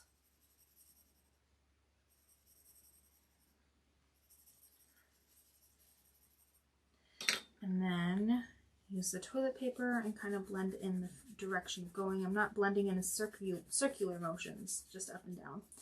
And then we're going to do some more detailed shading, following the obvious pieces that we see.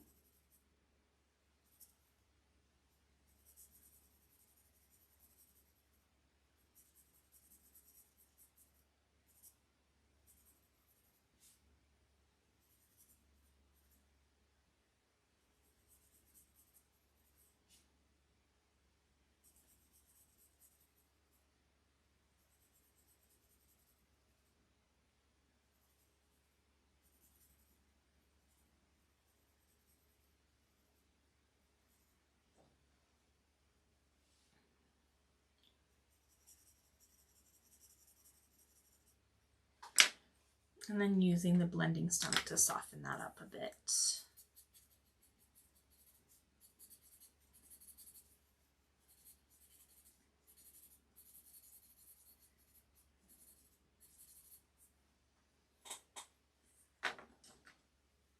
Taking the mono eraser and just picking up a few of the highlights. I'm also going to do the edges of this fur too, so that we can define a little bit more of where the blanket meets the leg, because it's kind of blending in, blending into the rest, the leg, and we don't want that. We want it to be noticeable on where it is.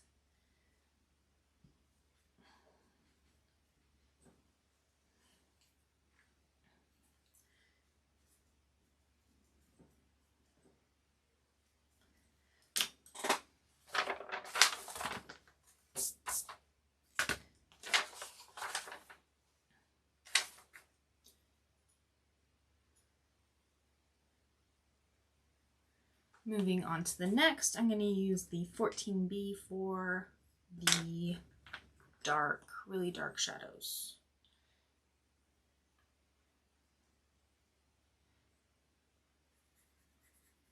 And I'm just going to shape the edges here. I thought I heard my son scream, but he's not. He's at school. It's weird.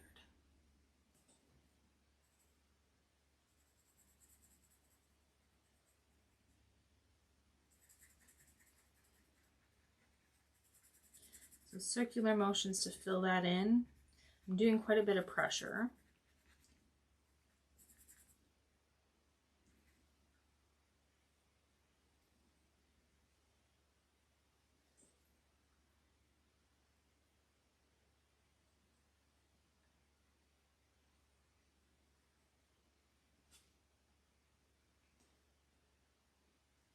There's a line that I kind of want to erase right here so we can get the right shape. Okay, I'm going to take the mechanical pencil just to get the shape of the foot, the shape of the toes.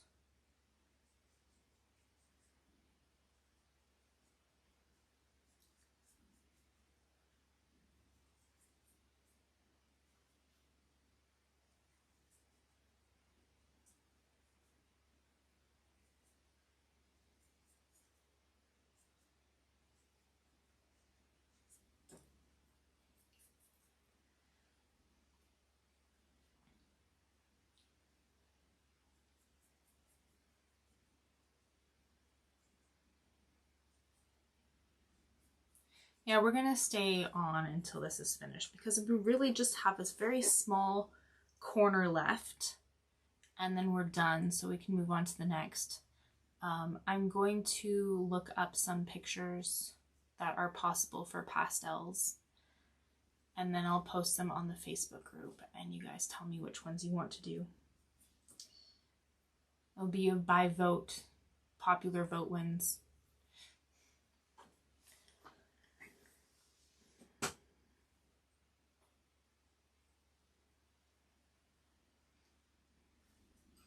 And then get some of those little crease lines too, the ones that are noticeable, very defined with the mechanical pencil here.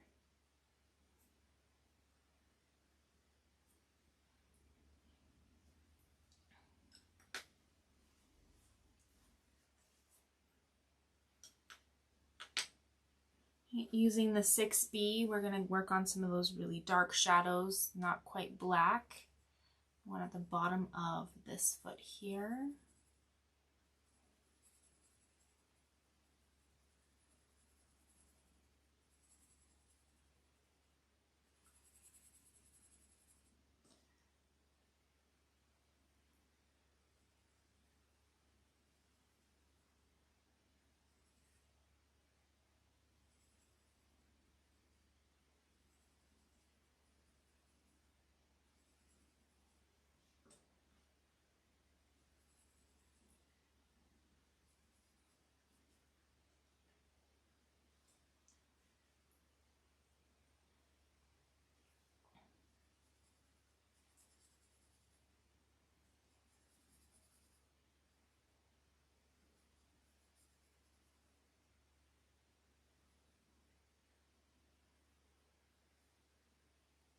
Just looking for those minor differences.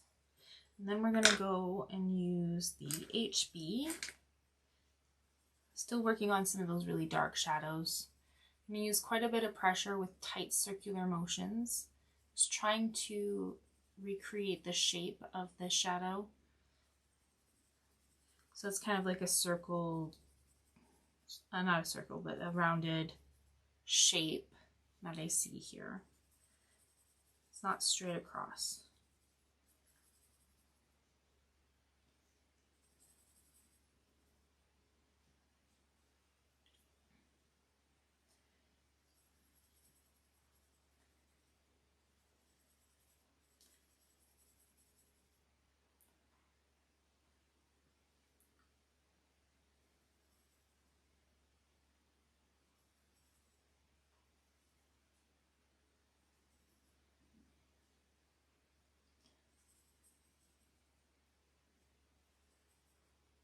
If you are planning on selling or doing commission work, you are more than welcome to use your drawing you've done with me as a reference for what you can do for your customers.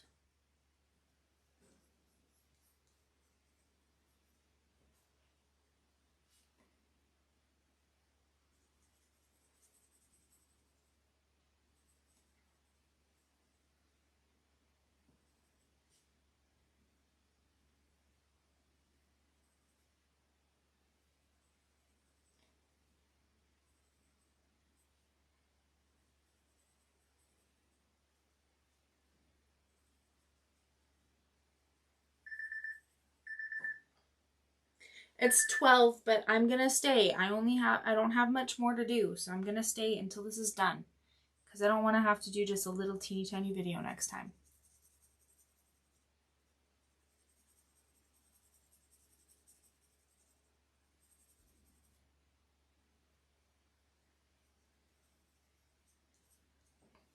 Okay, I'm gonna blend what I have already.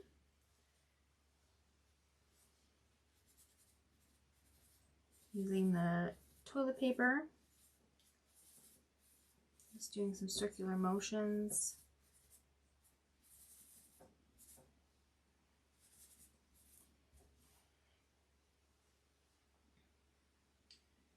I'm going to take the HB and just do a little bit more shadowing underneath the foot here.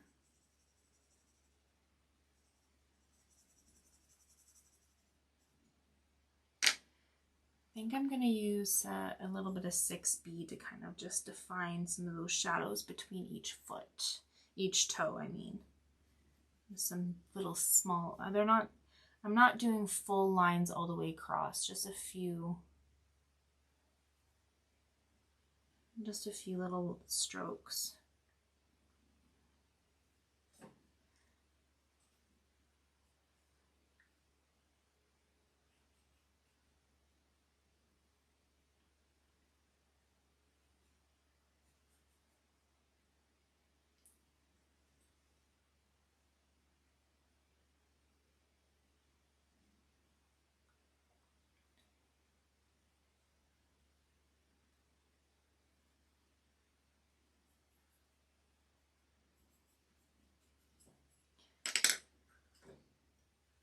Using the HB.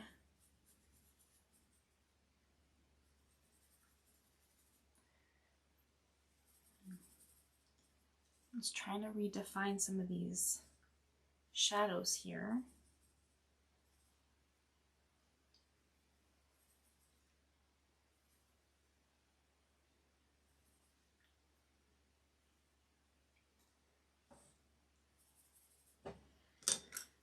Blend, and then we're going to use the mono eraser to get some highlights to give it a little bit more dimension.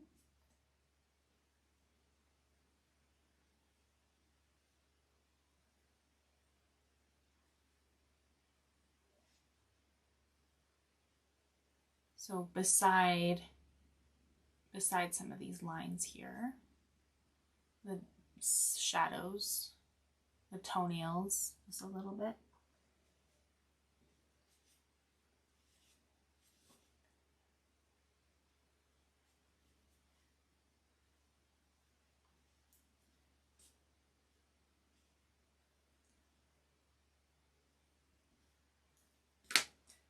And the fur, we're going to start with the HB.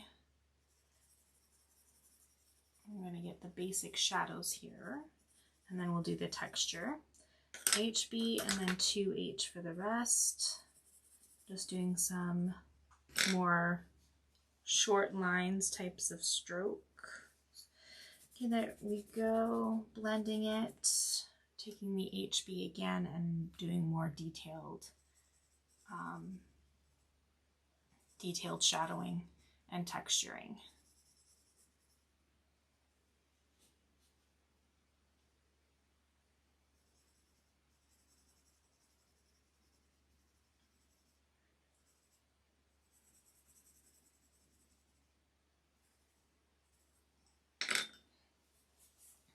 Blending it and then taking the mono eraser and just getting some of those highlights. I also want to define the difference between the legs and the fur.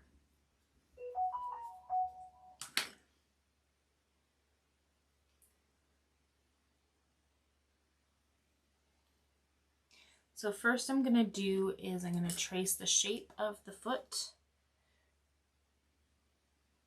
It's an interesting shape from this angle at least.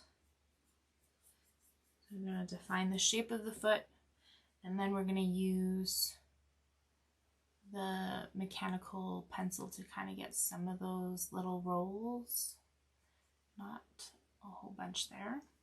And then the 2H pencil, and just filling in all the white little areas with very light pressure, circular motions, leaving the far right section white. And then we're going to blend.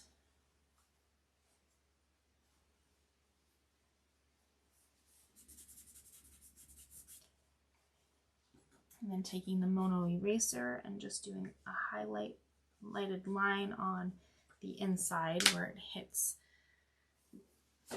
the fur blanket. Now I'm going to use the 6B to get that darker shadow on the fur.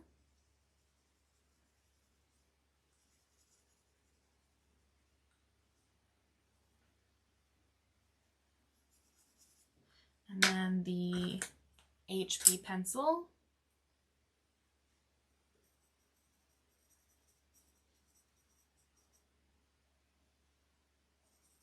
And we're just getting the basics, the basic shadowing.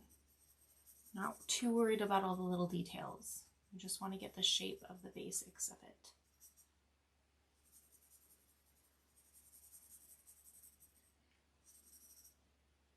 And then the H2 pencil for the rest. We want to really fill this in because it's not white.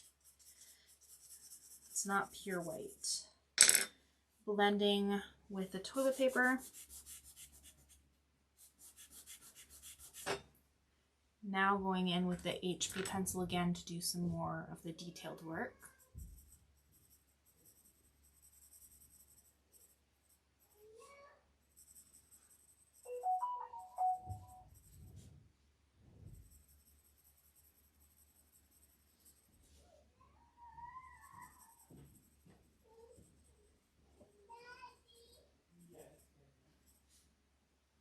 Somebody came home.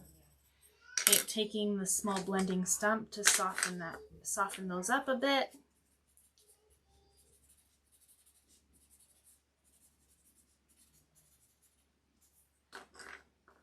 The mono eraser to pick up some of those highlights.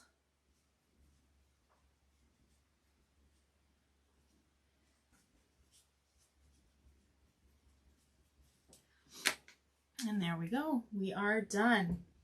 So what I like to do once it's done, well, first let's take off the recording.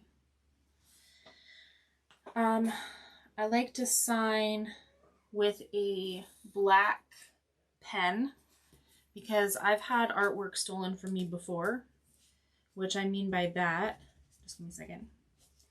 I've done like 20 pieces for this one person and they erased my signature and replaced it with their signature so that they can resell it. Come on. So I do it in pen because it makes it harder, or even permanent marker would work too. Pen is harder to erase, permanent marker as well. And I usually sign at the bottom right. You can actually sign it anywhere you want. Vincent van Gogh signed it once on his vase for his plant, his sunflower bouquet. So it doesn't matter where you sign it in the front. But what I also like to do is I'd flip it over, date it. So I put date, and then it is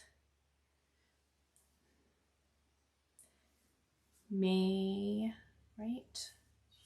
May 22nd, 2025 by, and then I'll print out my name and then sign it again. And I do it right in the center so that if they wanted to, like here, they could crop off that much of the artwork and have no signature on it. So if it's right in the center, they can't crop it, they can't remove it. Then if I were to sell this, I would also add a little certificate of authenticity with a little thank you note to go with it. And the letter of authenticity would be like, what materials did you use? What medium was it? What size was the piece? What it's called. This one I'd call Jenya, my daughter, or whatever. And then another signature on the certificate, and that stays with the art piece, like inside the frame on the back or whatever. And then just a letter of appreciation to whoever bought it. So that's how I have it ready to go. Anyways, you can also spray it to set it if you'd like. I'm lazy. I don't do it. I don't even have good enough weather outside or any space outside that I can do it without it getting wrecked. But spraying it is recommended. You guys have a wonderful day. If you don't have the app, please contact me through my email and I will get that. You can get a promo code for a free year. Join the Facebook group where we show our artwork, and I will also ask you what stuff you want to do next. So yeah, you guys have a wonderful time. Thank you, Raven, my #1 fan. Keep coming. Yeah, bye.